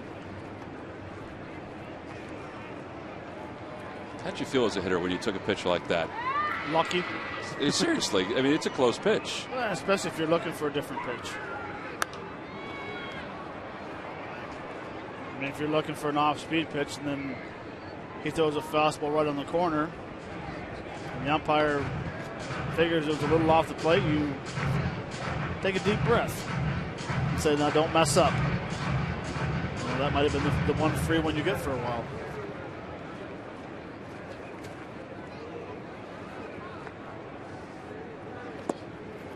Well, he takes ball 4. That one was a little lower, I thought, than the other one. So the walk ends a string of 9 in a row. After a 7-pitch at bat, Rupp will take his spot over at first. And here's Andres Blanco, who's 0 for 1. Blanco chopped out to D. Gordon. His first time up.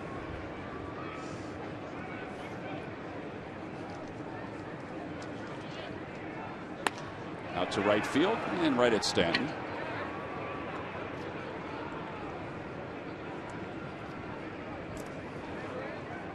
Two outs, and Sizemore is coming up as a pinch hitter.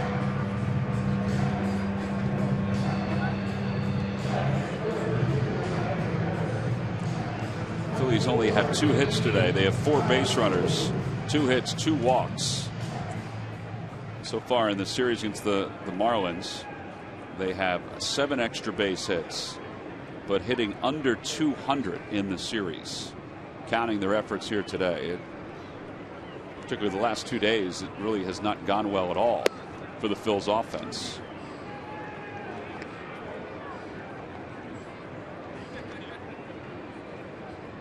It means their overall batting average for the season is dipping down under 210, which is at the bottom of the National League.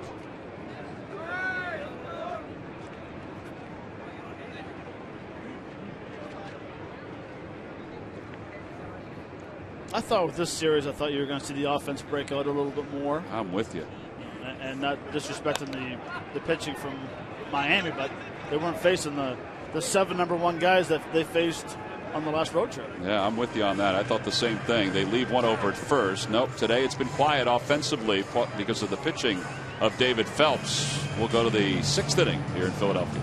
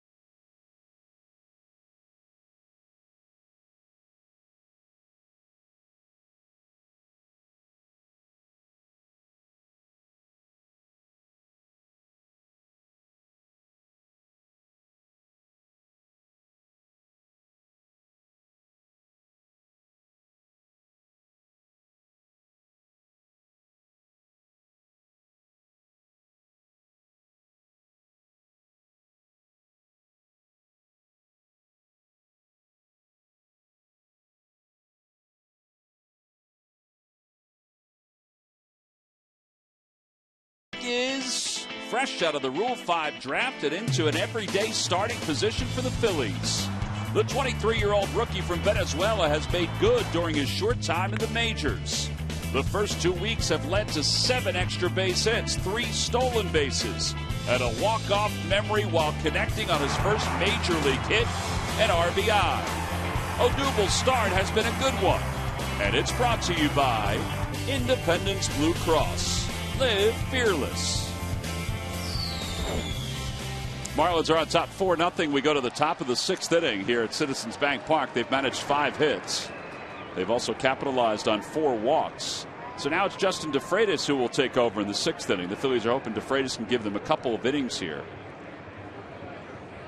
He'll face Echeverria, then the pitcher spot, and the top of the order, 8, 9, and 1. It was kind of an odd spot last night. We were talking about DeFreitas coming in, and the double switch that Ryan Sandberg made when he came in. We just assumed that they did it because they wanted him to throw that inning, the 8th, and then the 9th inning, finish up the 9th inning. And that was the thinking when he was brought into the ball game. But then when Rhino got back to the dugout, he was talking to Larry Bowen and Bob McClure. They said, you know what? He gets out of this inning, we can get Diekman to throw an inning. Then we can use both of them here today if we need to. So that's why that double switch was made. 2-0 pitch to Echeverria, and it's 2-1.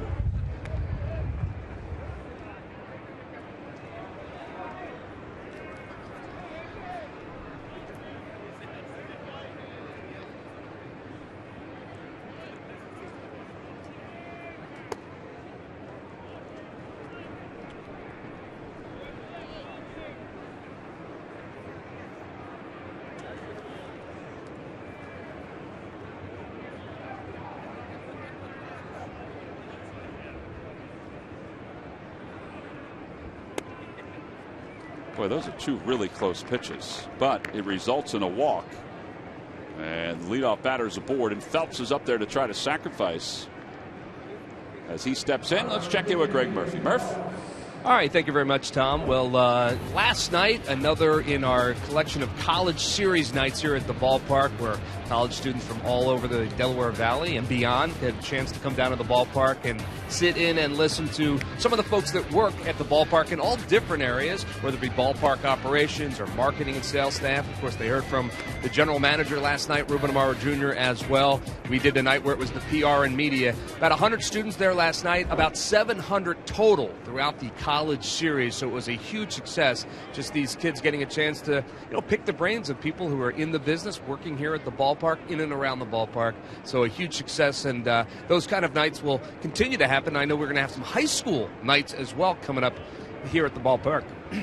Excuse me. So, you get a chance to go on the website, and if you want to be a part of that, you go onto the website, and you can sign up for that kind of thing. So just a terrific night last night. We've been a part of it. You guys have been a part of it as well. It's always a lot of fun. Ball is bunted foul. It's 0-2. Murph, would you like us to bring you some of nature's elixir? These allergies are going to be the death of me, I think. As you know, I've been struggling for about a week. We cleared that up Yes. in Washington. No, we did not, apparently. Well, you're right. It's a great program. I think we're scheduled to do another one later on this year. 0-2 to Phelps. He squares again, and he bunts it in front of the plate. Rupp out from behind the plate has one play, and that's to first. Sacrifice is successful. 2-4 on the putout. Toyota Major League Scoreboard. The Mets and the Braves are tied up. That game's in the top of the 5th inning. Andrelton Simmons has 2 RBIs for Atlanta. The Braves are coming to town tomorrow night. First of a 3-game series, 2 night games, and then the day game on Sunday. All right, D. Gordon's now the batter. He's 0 for 3. He has struck out a couple times.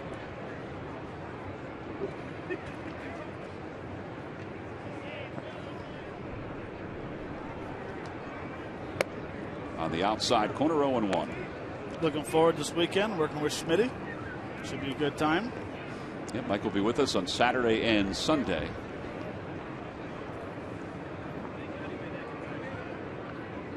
I don't know if he's going to want to leave Florida, though. Boy, it's temperatures surprisingly cool at this point in the year. 1 ball and 1 strike. He might not want to leave, but he is here already, so. Oh, is he here already? Yeah, I saw him down the batting cages today. That's why he asked what we were wearing so early this week. He was preparing. He's packing. 1 ball, 1 strike.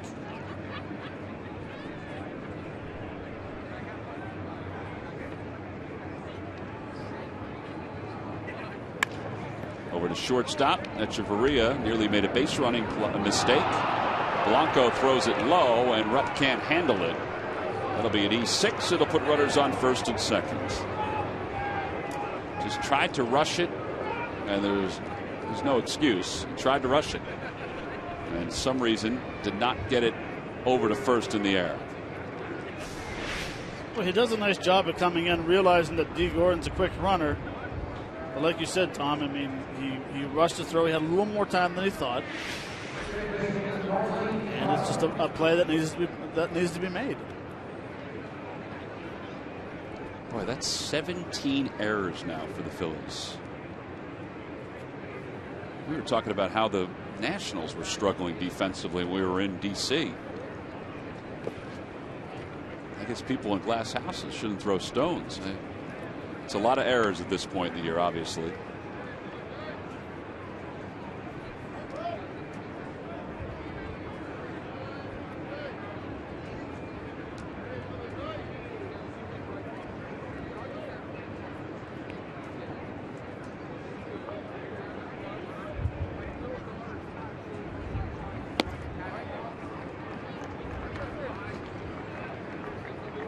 That's a play there as well that Darren Ruff wishes he could make that play right there, because you feel bad when an infielder throws the ball in the dirt and you cannot come with a scoop at first base. There's been a lot of very good first basemen over the years.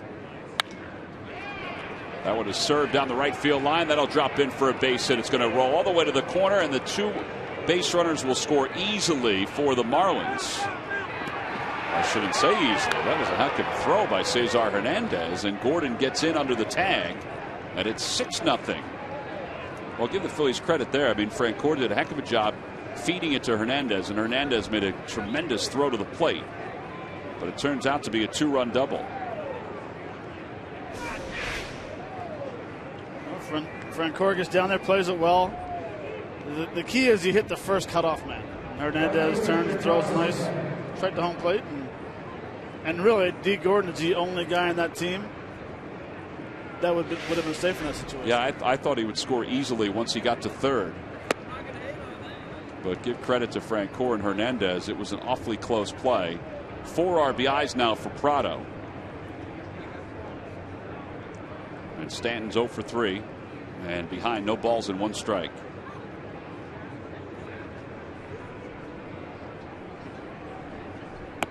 Outside, 1 ball, 1 strike.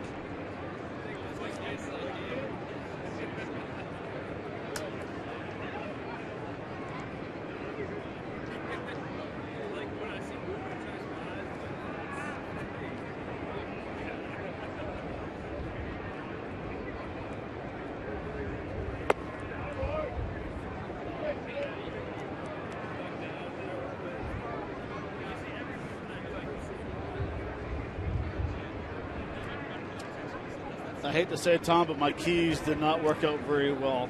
Well, I want to commend you for trying. Thank you. But no, they haven't worked out that well.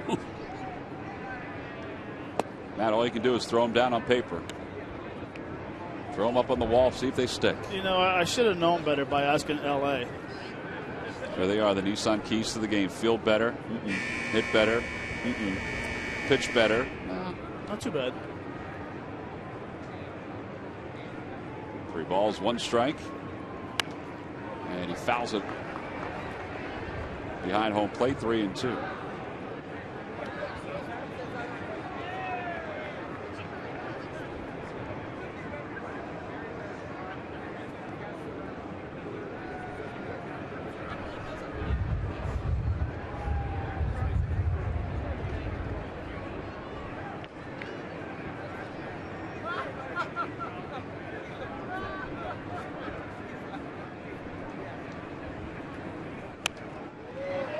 Comes back again, and it remains full 3-2.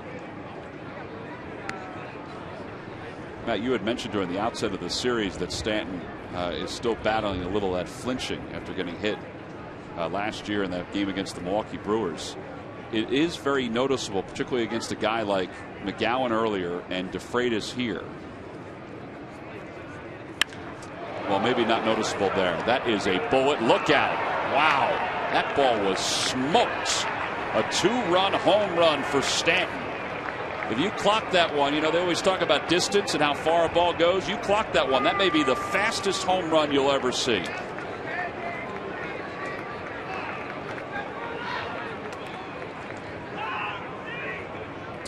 I mean, that was a heat-seeking missile. Well,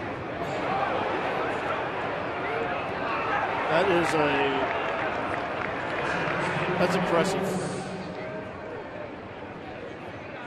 The pitches that we have seen him be buckled on have been off speed.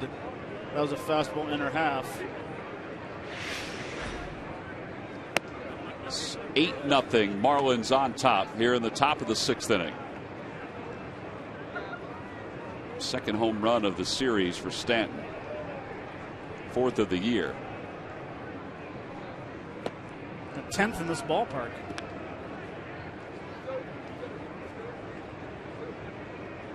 And that might have been his shortest home run he's ever hit, but it was the hardest one. Well, I was going to say, if there was nothing there, it could have been the longest, because it just took off. It never really got to a peak.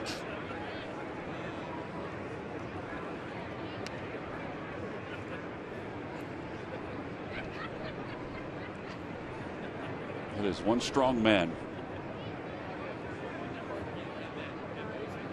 1 ball, 2 strikes to Mike Morse. And a called strike 3. He's down looking, 2 outs. And Marcell Ozuna's come up. All right, we timed it. It's 3 seconds. The ball from the bat until it went and hit that seat. Here we go. 1 1,000, 2 1,000, 3 1,000. Oh.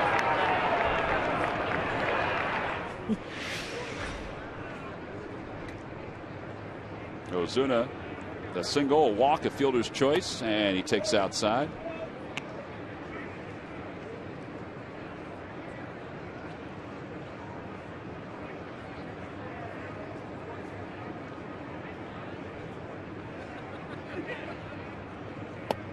One ball, 1 strike. Tom, I thought down in the States they used 1,000 Mississippis. But what? You mean one Mississippi, 2 Mississippi? Yeah. Up Canada, we just counted in French. I mixed it up a little bit, Matt. There was a stopwatch in the production cavity that actually did the counting. I may have gone a little fast there. Now the 1-2 pitch to Ozuna. Fly ball foul and out of play.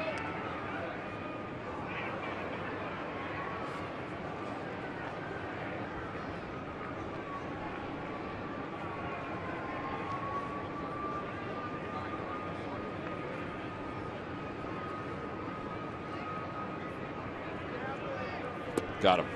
Got it with a slider. Back-to-back strikeouts for DeFreitas. 4-run score in the inning. 3 of those runs are earned runs. We'll go to the bottom of the 6th inning on the heels of Giancarlo Stanton's 2nd home run of this series. The first one went into the bullpen.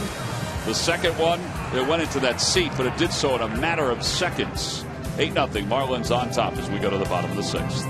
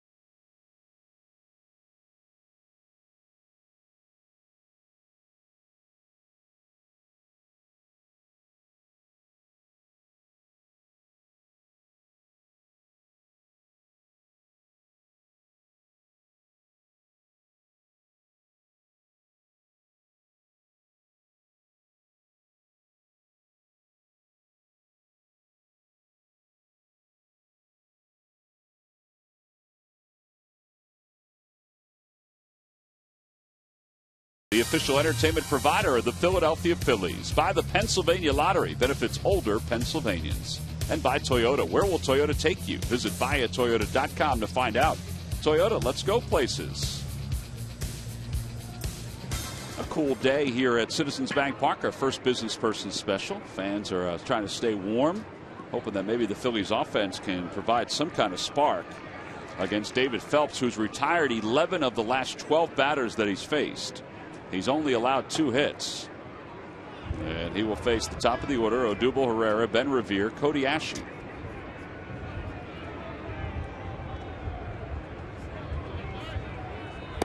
Herrera had one of the longer at-bats. He had an 8-pitch at-bat in the third when he flied out to right.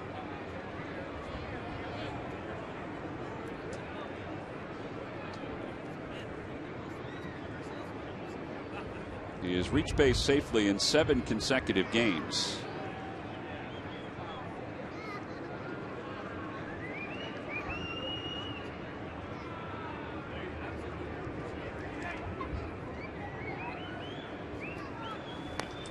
And he fouls it away. It's 0-2.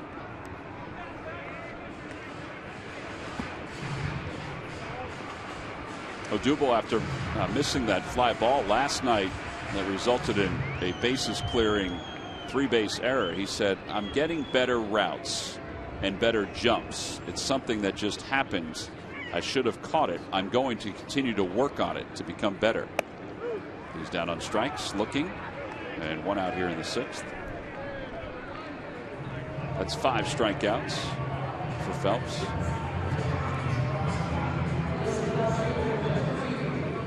And now Ben Revere.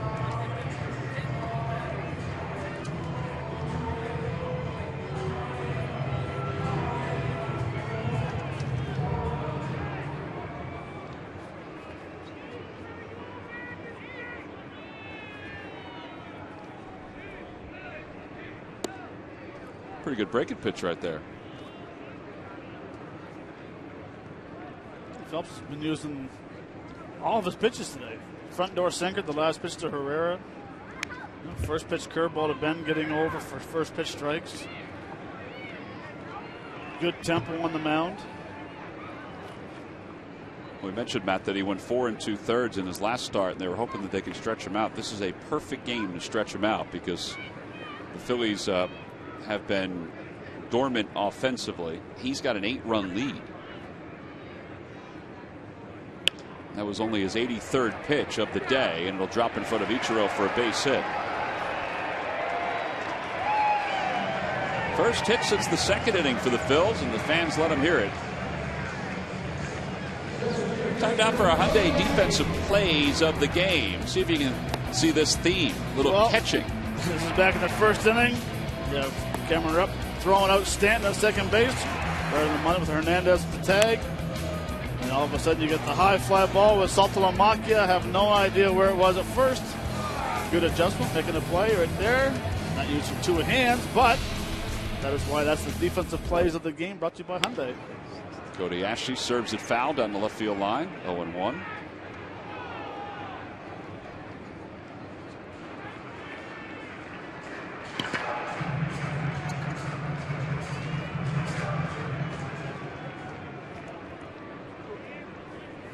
Ashley singled his first time up and then flied out to left his last time. Revere draws the throw.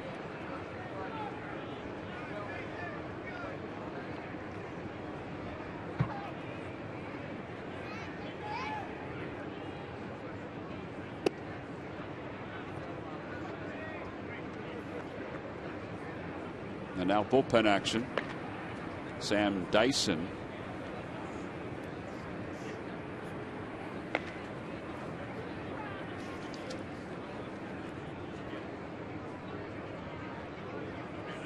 Outside, 2-1. Well, just as we say that, they can stretch out David Phelps. He allows the single to Revere, and now he's fallen behind 2 balls and 1 strike to Cody Ashley.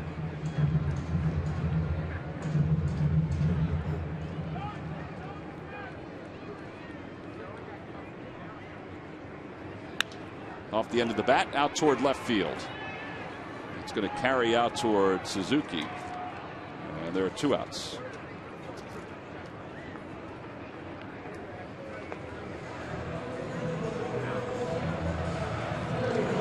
Jeff Francoeur. Francoeur is 0 for 2. He has struck out and lined out to third.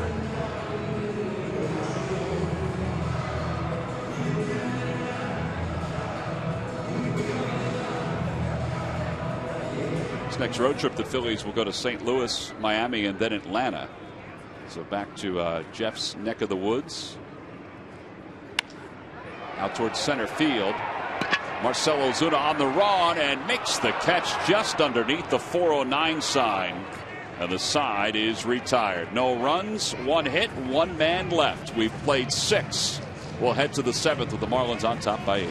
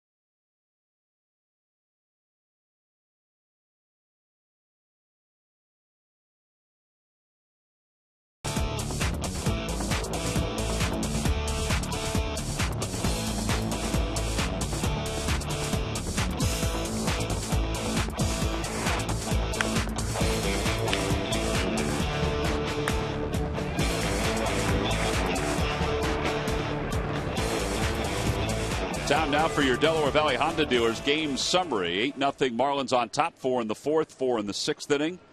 Phillies defense, 2 errors today, 17 overall. Dustin McGowan went 3 in the 3rd, allowed 4 runs, walked 4, struck out 4.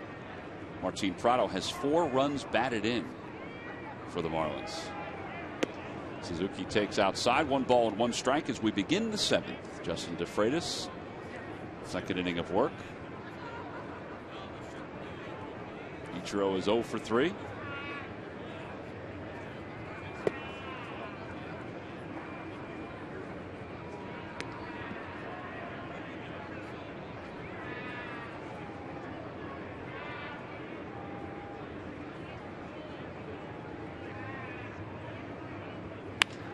Slaps it right through the hole on the left side, a base hit. And that's his 4th hit of this series. Well, these lucky fans are today's Citizen 7. They were to receive a prize pack courtesy of Citizens Bank. Good banking is simple, clear, and personal, and that's helping you bank better. Citizens Bank. Imagine feeding those guys today, those kids. I see them right down there behind the. Oh, yeah. Their green shirts are bright. Saltalamacchia takes low, 1-0. Down by the visitors' dugout. Saltalamacchia is 0 for 2. He's flied out and lined out.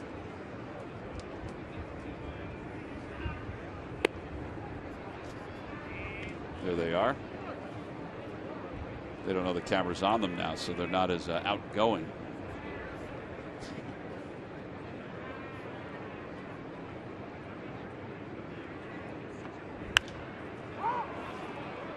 That one's down the left field line. A long run for everyone involved, and it's going to drop. Revere and Ashe sprinted a long way to try to make that catch. And it's now 2 balls and 1 strike to Saltalamacchia.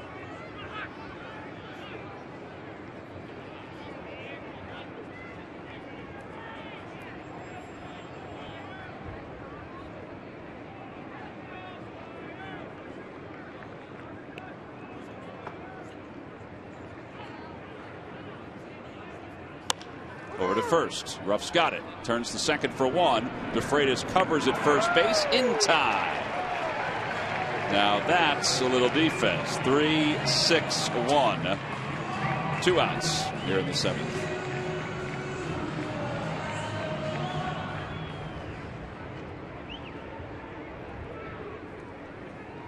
And that's very nice. But what I like about it is that right there, it's a nice, easy throw. Now his job is done. Now all of a sudden you see that that's the key is DeFreitas has to find the bag right there. But it's a play where the first baseman makes a strong throw to second base. Right now his job is done. Right now whoever's playing shortstop. Now your job is the hard part. Is to try to hit the first baseman cover at the same time. Yeah, the pitcher moving over toward the bag. Right. Because you want to time it a little bit till he gets to first base and then squares up and faces you.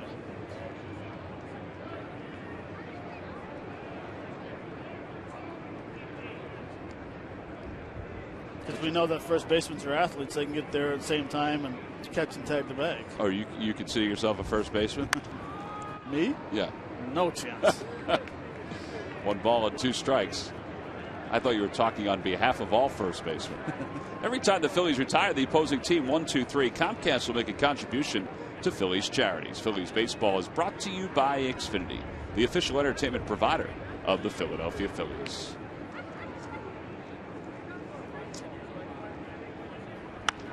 Fly ball down the right field line. Francoeur is going to watch that one slice into the crowd.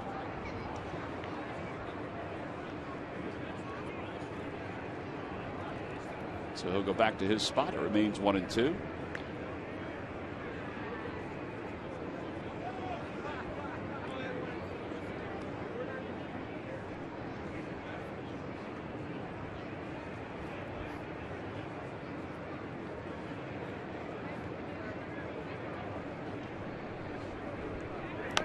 Off the end of the bat, and Hernandez charges. He better hurry, and he can't get rid of it. That'll be a base hit, I would assume. Second hit of the inning. We're so used to Chase fielding that and flipping it with his glove. I think Hernandez was kind of in between of what he wanted to do there. Yeah, right off the end of the bat, it would have been very interesting to see if he comes up with it cleanly. I mean, really, and like you said, Tom, we've always seen that, but his hand kind of gets caught right there. He grabs his glove instead of the ball. Yeah, so he was going to flip it underhand. And he would have had him. He would have had him.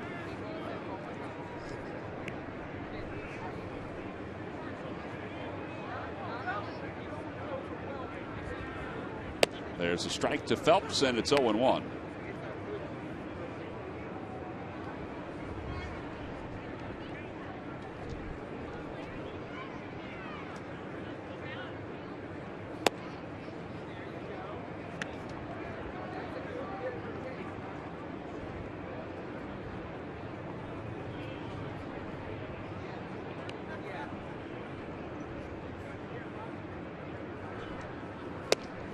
One ball and 2 strikes.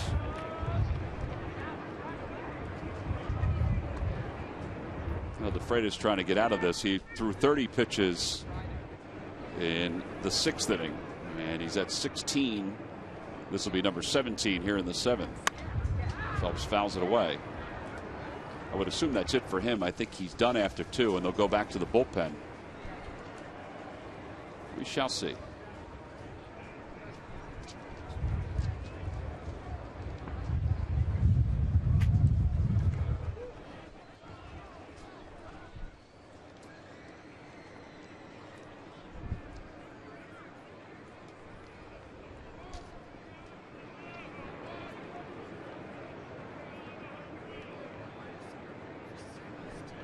Swing and a miss. He got him with a breaking ball. So the inning is over.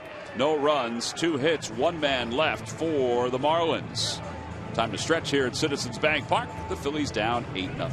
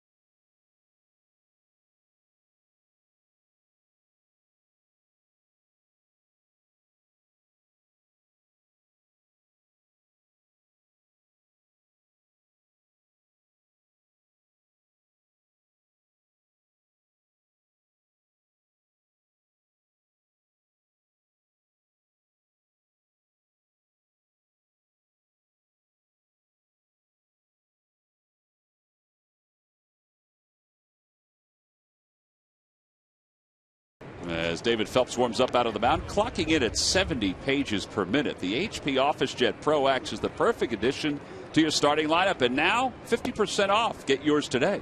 From who but W.B. Mason. Well, Phelps working into the 7th inning. Last two days, the young starters, Jared Cozart and David Phelps, have combined for 12 innings, no earned runs. Phelps' career high is 7 2/3. That was back in 2013. Sorry, 1 earned run. And only 2 walks. To an area where a lot of teams come in, especially younger players, and this field can scare them a little bit. Back toward the middle, and Echeverria is there, spins, throws. What a play. In time to get Darren Ruff. Well, I think everybody thought that was going to be a hit once it rolled over the mound. It wasn't hit all that hard, but still. But Echeverria, with some great range, was able to make that play. And I think it's where he caught the ball. I mean, you can see one step just from the grass. We saw Freddie Galvis yesterday make a similar play like this. But what I'm amazed is with how they can turn and pick up first base so quick and make a strong throw and on the money at to first base. Well, now Cesar Hernandez 0 for 1 with a walk. Swings at the first pitch. Prado has room. Makes the catch. 2 outs. 2 away. Cameron Rupp is coming up. Time for the Major League Notebook, Murph. All right, thank you very much, Tom. Well, Tigers closer Joe Nathan is done for the season. He tore a ligament in his elbow on Wednesday night while pitching in a rehab assignment. He had been trying to work his way back to the big leagues and show that he was healthy, but he tore that ligament during that game on Wednesday night. He is done for the season. He is 40 years old, but has said he's not ready to say that he is done with his major league career as yet. And Commissioner Rob Manfred has announced that Pete Rose will be allowed to attend different activities surrounding the All-Star game, which is being held in Cincinnati this year. So Pete Rose has just been asked for his reinstatement in baseball, and Rob Manfred is thinking about that and deliberating on that, but he has said that he can be a part of the All-Star festivities. So that might be a first positive step for Pete Rose as he tries to work his way back into baseball, guys. Well, I know the folks in Cincinnati really pushed for that because they have things planned, obviously, surrounding the All-Star game, not only in the ballpark but also around the ballpark. Cameron Rupp hits that one sharply. Oh, man, picked on one hop by Echeverria. He has put on a highlight reel in this inning alone. Nothing across for the Phils because of Adeiny Echeverria for the Miami Marlins. He made one earlier in the inning, and now he robs Cameron Rupp of a base hit to cap the bottom of the 7th here in Philadelphia.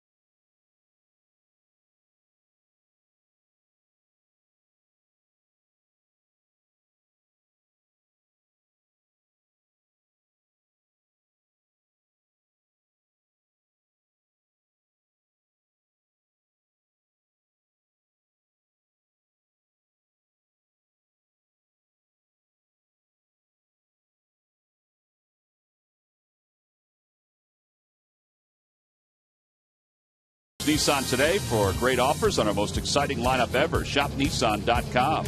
Buy McDonald's. Any size hot or iced coffee is just $1. McDonald's, I'm loving it. and by Yellowwood. Yellowwood pressure-treated pine. If it doesn't have this yellow tag, you don't want it. Well, here in Philadelphia, the Phillies won Game 1 of this series against the Marlins, lost last night, and now trail this one 8-0. And they'll turn the 8th inning over to Jake Diekman after a 6-pitch 7th inning by David Phelps. So Diekman will face the top of the order. It's D. Gordon, Martin Prado, and Giancarlo Stanton for the Marlins. Well, if you're the Marlins, it has not been a good road trip. At least it didn't start out that way. It seems like it's going to finish that way. If they win today, it would be their 4th win in the 10 games.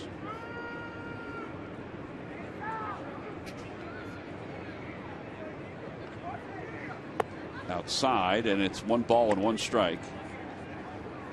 Well, they started off slow with the road trip, but better feeling knowing that you have an opportunity to win a series.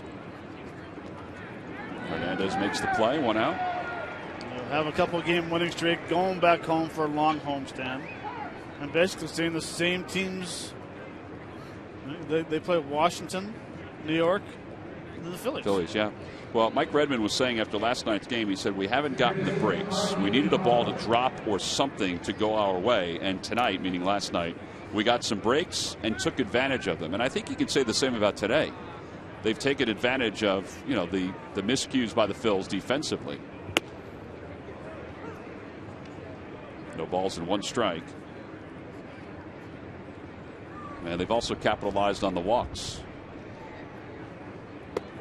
1 ball and 1 strike. Prado has 4 RBIs.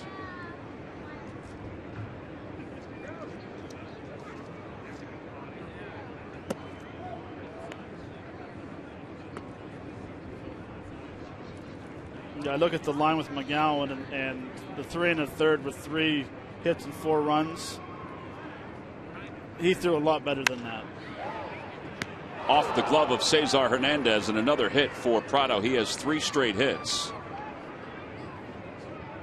Yeah, I guess in hindsight for Dustin, I mean, the 3 innings, they were solid, and maybe they should have taken him out after that and then just gone to the bullpen at that point, because he had given them what he could.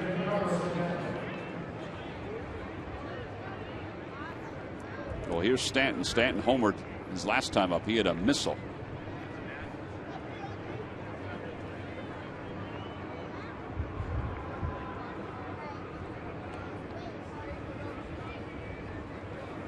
Fastball, and it's in there, 0-1.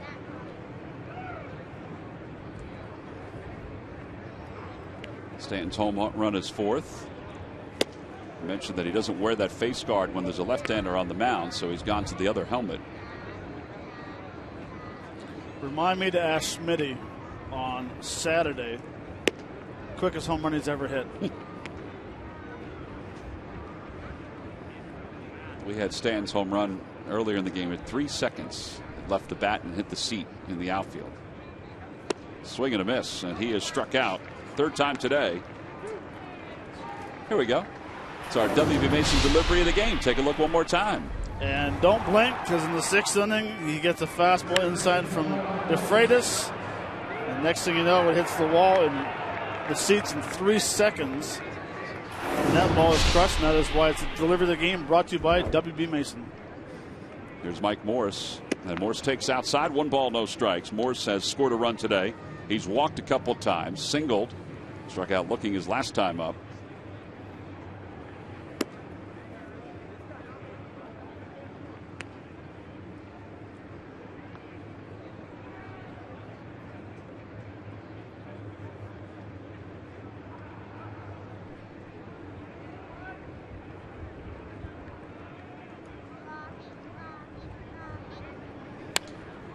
And it's out of play.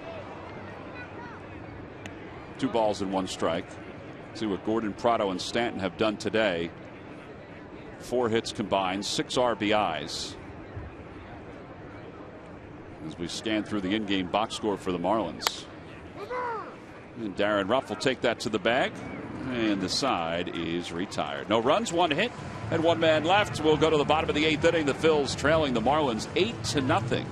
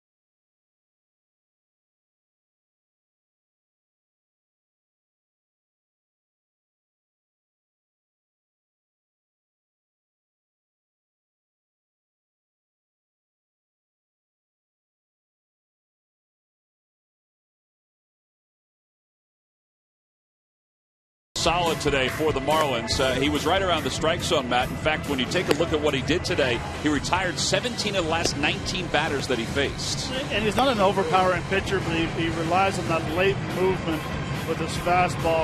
I thought he did a nice job mixing in the curveball, throwing the changeups as well, but really staying at the bottom of the zone and keeping our hitters off balance. So 7 innings for him. Again, he was the replacement for Henderson Alvarez, who's out with a bad shoulder. So now Mike Dunn will take over. Dunn did not have a very good game in Game 1. So he'll take over and face Andres Blanco. And then Freddie Galvis, who's come out as a pinch hitter.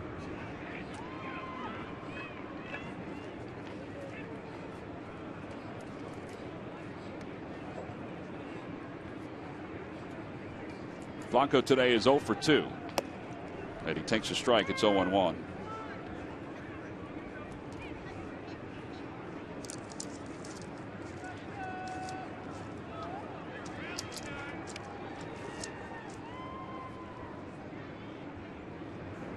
Outside, 1 ball, 1 strike.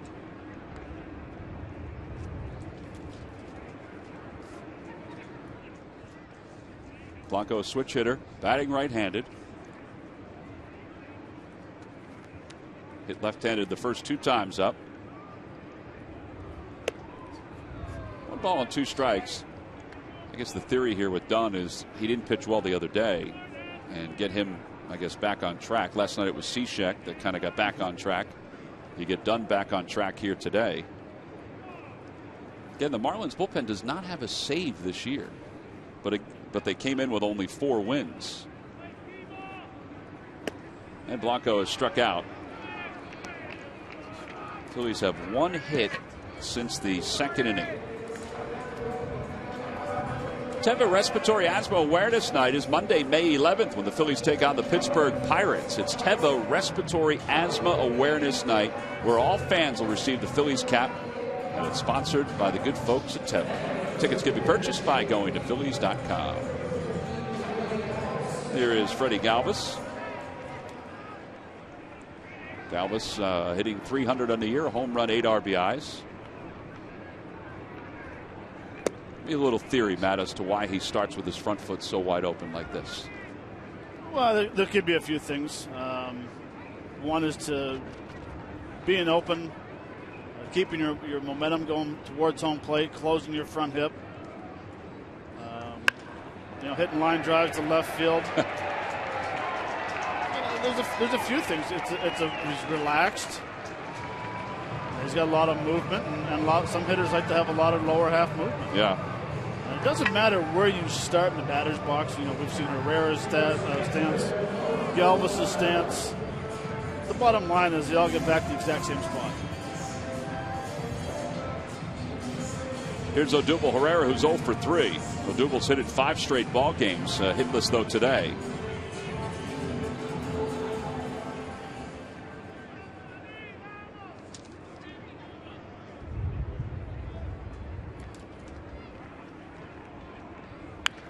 And Odubel fouls that one up into the Hall of Fame club.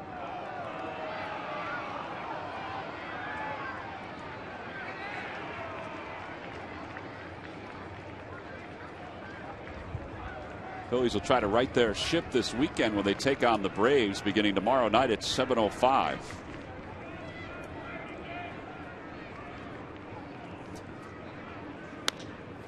And through the hole on the right side, a base hit. Galvis will go to second.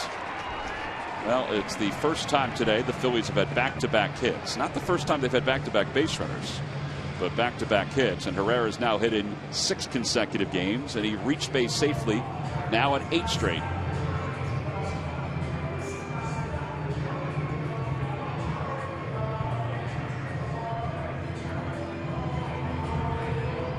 Those are the games right there. You go into your last at-bat, possibly, and you're 0 for 3. And you scrap and you get a base hit. Now you're going 1 for 4. Those are the games that help you keep around a 300 batting average.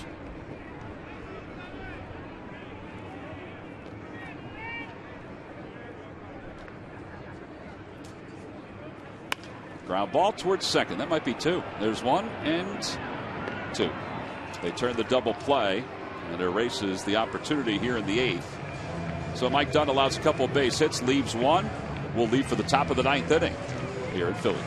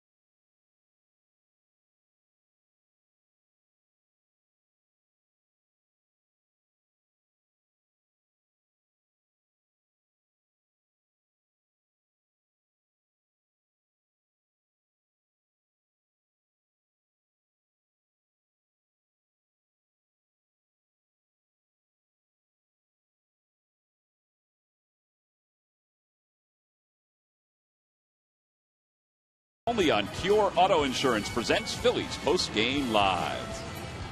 Then later on, Phillies Sports Talk. You heard Michael Barkan talk about that. A discussion with Jonathan Papelbon. We'll go to the top of the 9th inning. The wind is still a-blowing. Jenmar Gomez will take over. No wins, no losses. A 2.70 earned run average. And he picks up for Jake Diekman, who pitched a scoreless 8th inning. Dustin McGowan started, went 3 1/3, outdone today by the Marlins' David Phelps. So Marcell Ozuna will lead it off, and then Ichiro Suzuki.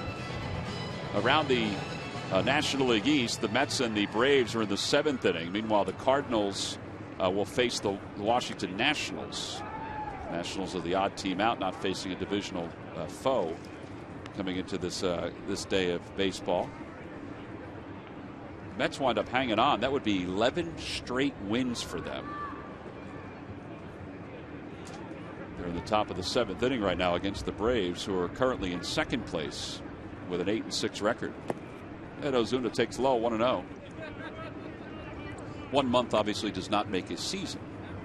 But I did not think the Mets had that in them, and I didn't think the Braves even had 8 wins in them at this point. Well, it helps when the Braves will start off the season 5-0. 5-0, yeah. New York Mets have some. They have some pretty good arms. I thought with some of the injuries they've had that they'd slow down, but they haven't. Yeah, the injuries to Wright, to Darno, in particular, from an offensive standpoint. The suspension to Mejia. The injury to Blevins.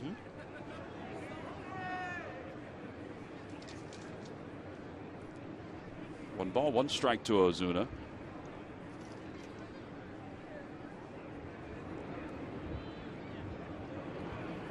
Lays off, and it's 2-1. Around the rest of the divisions, the Dodgers lead the West 9-5. They're just a few percentage points ahead of the San Diego Padres. The Cardinals lead the Central, a 1.5 games over Chicago. In the American League, I think the biggest surprise is obviously that the Houston Astros, with an 8-7 record, are atop the hotly contested American League West at this point. Is that the big surprise, or the big surprise of Los Angeles and Seattle are 6-9? That's a good question. That one's out toward the gap in right center field. Nobody's going to get that one. It's going to go to the wall, and Ozuna will get to second base with a stand-up double.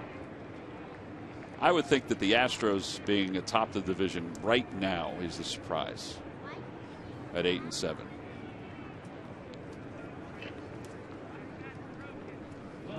And I say that only because, we saw them in spring training. They were still, I still think they're a few players away, a few pitchers away they may not be able to stabilize that at all, but Right. I still think that they're a few pitchers and players away. Well, they are, and really, everyone talked about Seattle going to the World Series this year. The big thing is Seattle versus Washington in the World Series this year. Anaheim will get going. Mike Trout will carry that team. But I think the Houston Astros have a lot of young players, but they are still a few years away from being that team that can go out and compete on a regular basis. Yeah, and you mentioned the Angels. There is a plan in place, apparently, to bring Josh Hamilton back in some way, shape, or form. What his impact will be, nobody will know. The 1 pitch to Ichiro, and it's outside. 1 ball and 1 strike.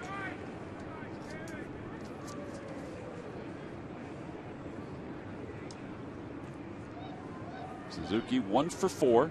He singled through the holes last time up.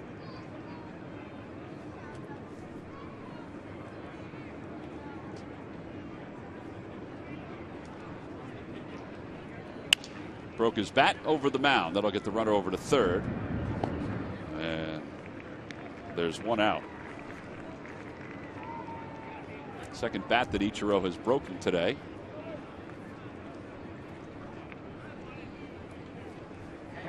Bat Boy was bringing it over toward the area where the authenticator was. That's what they do with a lot of the broken bats, the baseballs. They'll authenticate it, and it could be used in an auction at some point. Who wouldn't want to have an Ichiro bat for an auction? I think he keeps his bats. I'm pretty sure he does. For an Ichiro auction? Yeah, he carries around one of those humidors? Yeah, he carries the humidor around.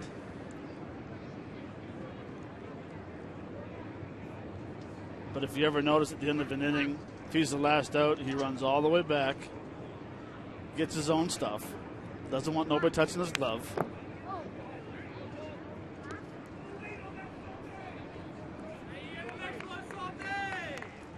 When he walks, when Ichiro takes a walk, he lays the bat down the exact same way, facing first base.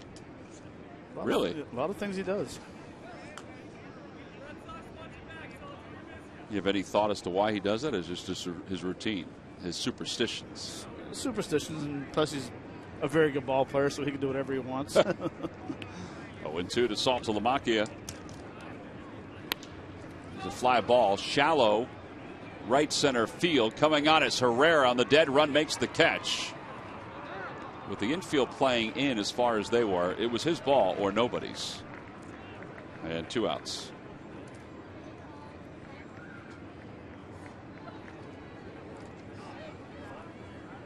He got a good jump on it. And now it'll be Echeverria, who has 2 hits today.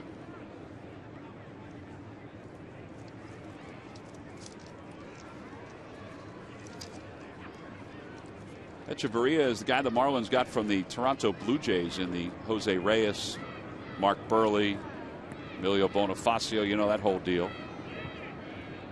It certainly has worked out for them because they have a guy who could be a fixture at the shortstop position for the foreseeable future. Not only can he defend, but he hit pretty well last year. He hit 276 last year.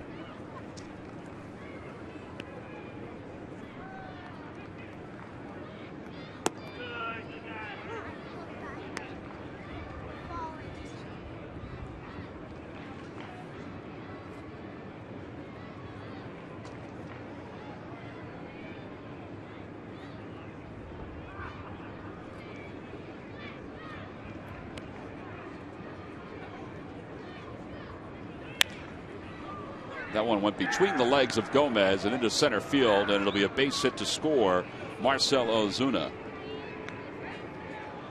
That's the 3rd hit of the day, actually 4th hit of the day for Echeverria. 4 hits and a walk. And 3 RBIs.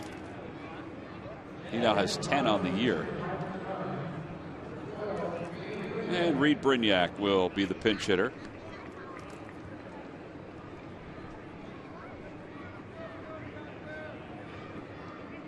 Brignac is 0 for 4.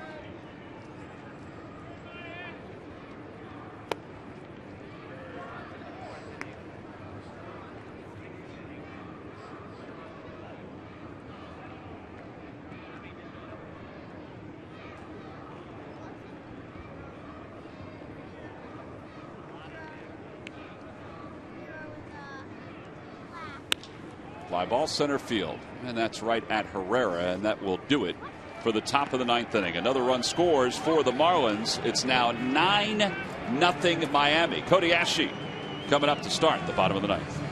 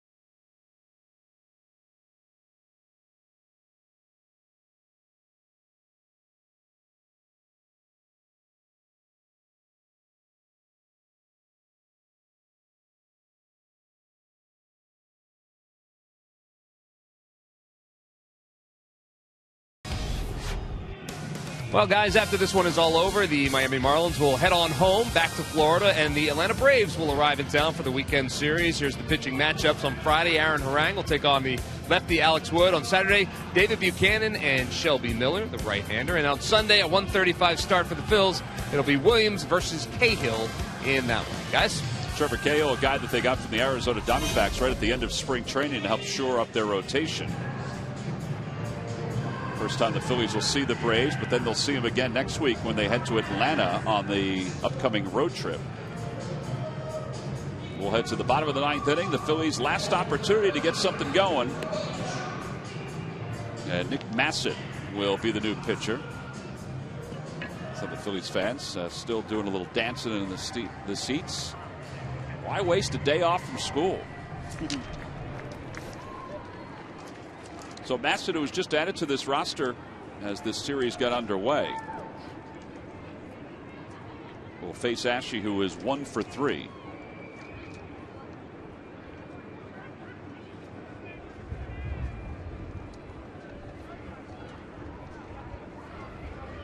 First pitch is over for strike, and it's 0-1. Ashe singled his first time up and then flied out to left the next 2 times. Phillies saw him in the opener, Massett that is. And a foul ball, it's 0-2.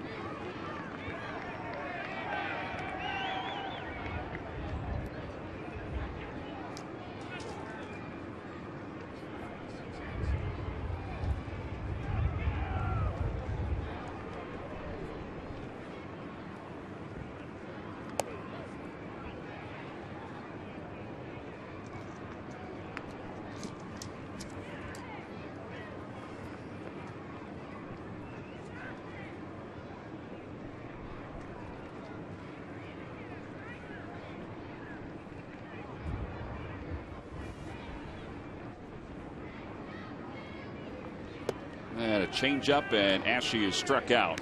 First out here in the 9th inning. And Jeff Francoeur will step to the plate. Matt, I don't know, you've been around this game a long time as a player. These last 2 games have been as ugly 2 games as we've seen in this ballpark in quite some time. I guess the only thing you can do is look forward to the next series, but what do you do? One, someone call a team meeting, and I don't care if it's a manager, I don't care what a player it is, and you need to air some things out, hit some areas that aren't going well, and things that we need to work on, and play with some emotions. There's a lot. I think that's a good point. There's a lot of negative body movement with pitches, with the hitters. Yeah, we're guilty of it too. We're talking about the strikes that weren't called. Right. Francoeur floats a single into left field. I think the thing that's been most surprising is the lack of defense.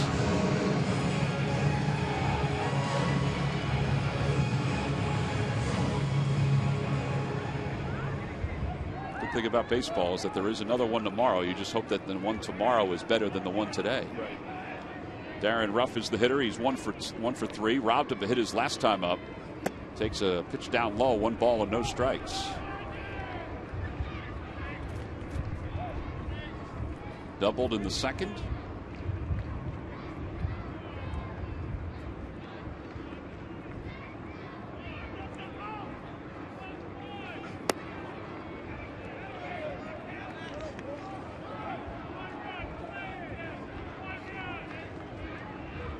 Maybe as hitters, you have a hitters meeting. We've done that before, where someone calls a meeting and we just talk about our approach or what we're doing wrong or what we're doing right.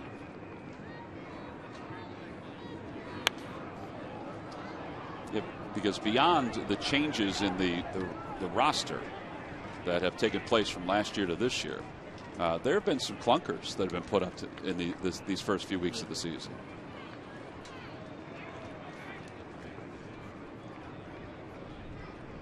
Two balls, 1 strike to Darren Ruff. And it's 2-2.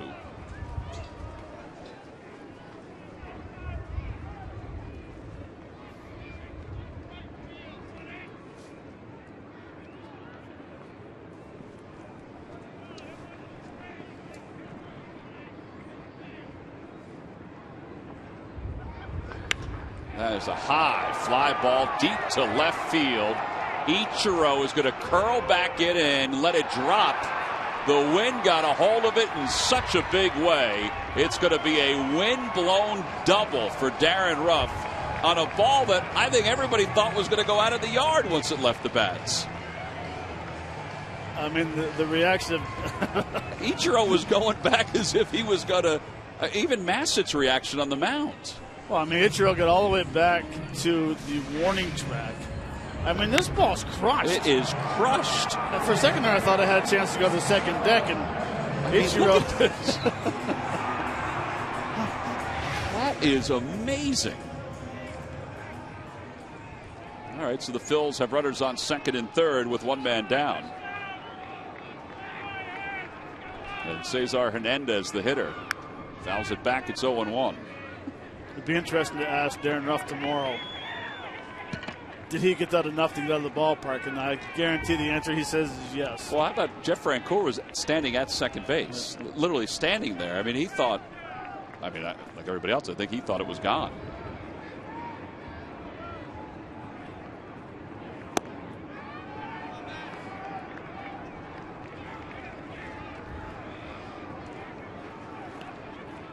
They scored that a double? They scored that a double. Man was hustling the whole way.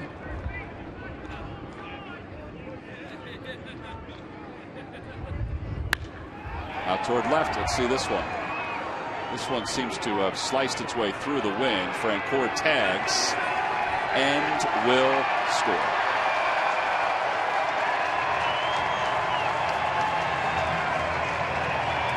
Sacrifice fly, and it's 9-1.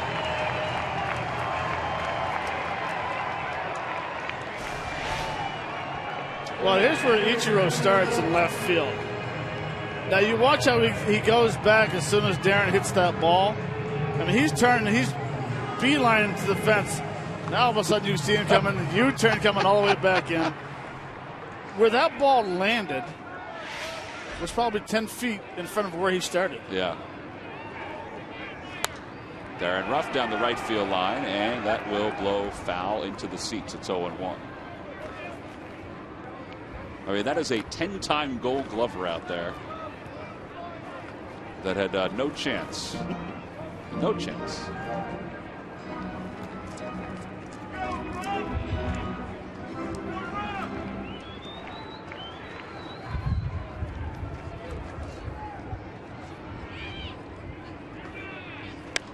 That one's out toward the right field. It's going to be in for a base hit. Ruff's around third. They're going to hold him. As Stanton came up firing. Single for Cameron Ruff. First and third, 2 men down.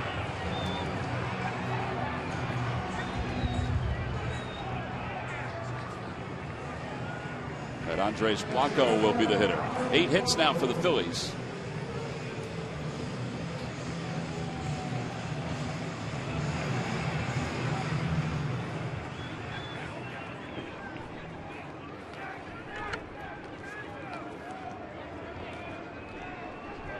Well, if there's something that you go home with tonight about this game, is that the last inning, they had some good quality at bats. Breaking ball that drops in. It's 0-1. Ryan Howard is out in the on-deck circle to pinch hit. Pitcher's spot is due up after Blanco. 0-2.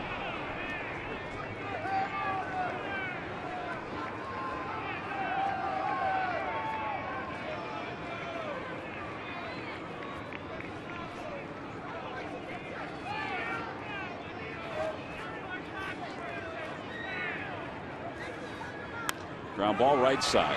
Mike Morse has got it. And Massett's there to cover. And the Marlins have taken 2 of 3 from the Phils this week at Citizens Bank Park. They win today by a final score of 9-1. In the 9th inning, the Phils with a run on 3 base hits. Martin Prado and Danny Echeverria, they combined for 7 hits, 7 RBIs, 3 runs scored this afternoon for the Marlins, who had come into this series, into the second game, losers of 5 straight. They got a couple home runs from Giancarlo Stanton in this series. And they finished 4-6 on this road trip. 9-1 the final score. The Marlins have won it over the Phils. We'll be back to Citizens Bank Park to wrap things up right after this.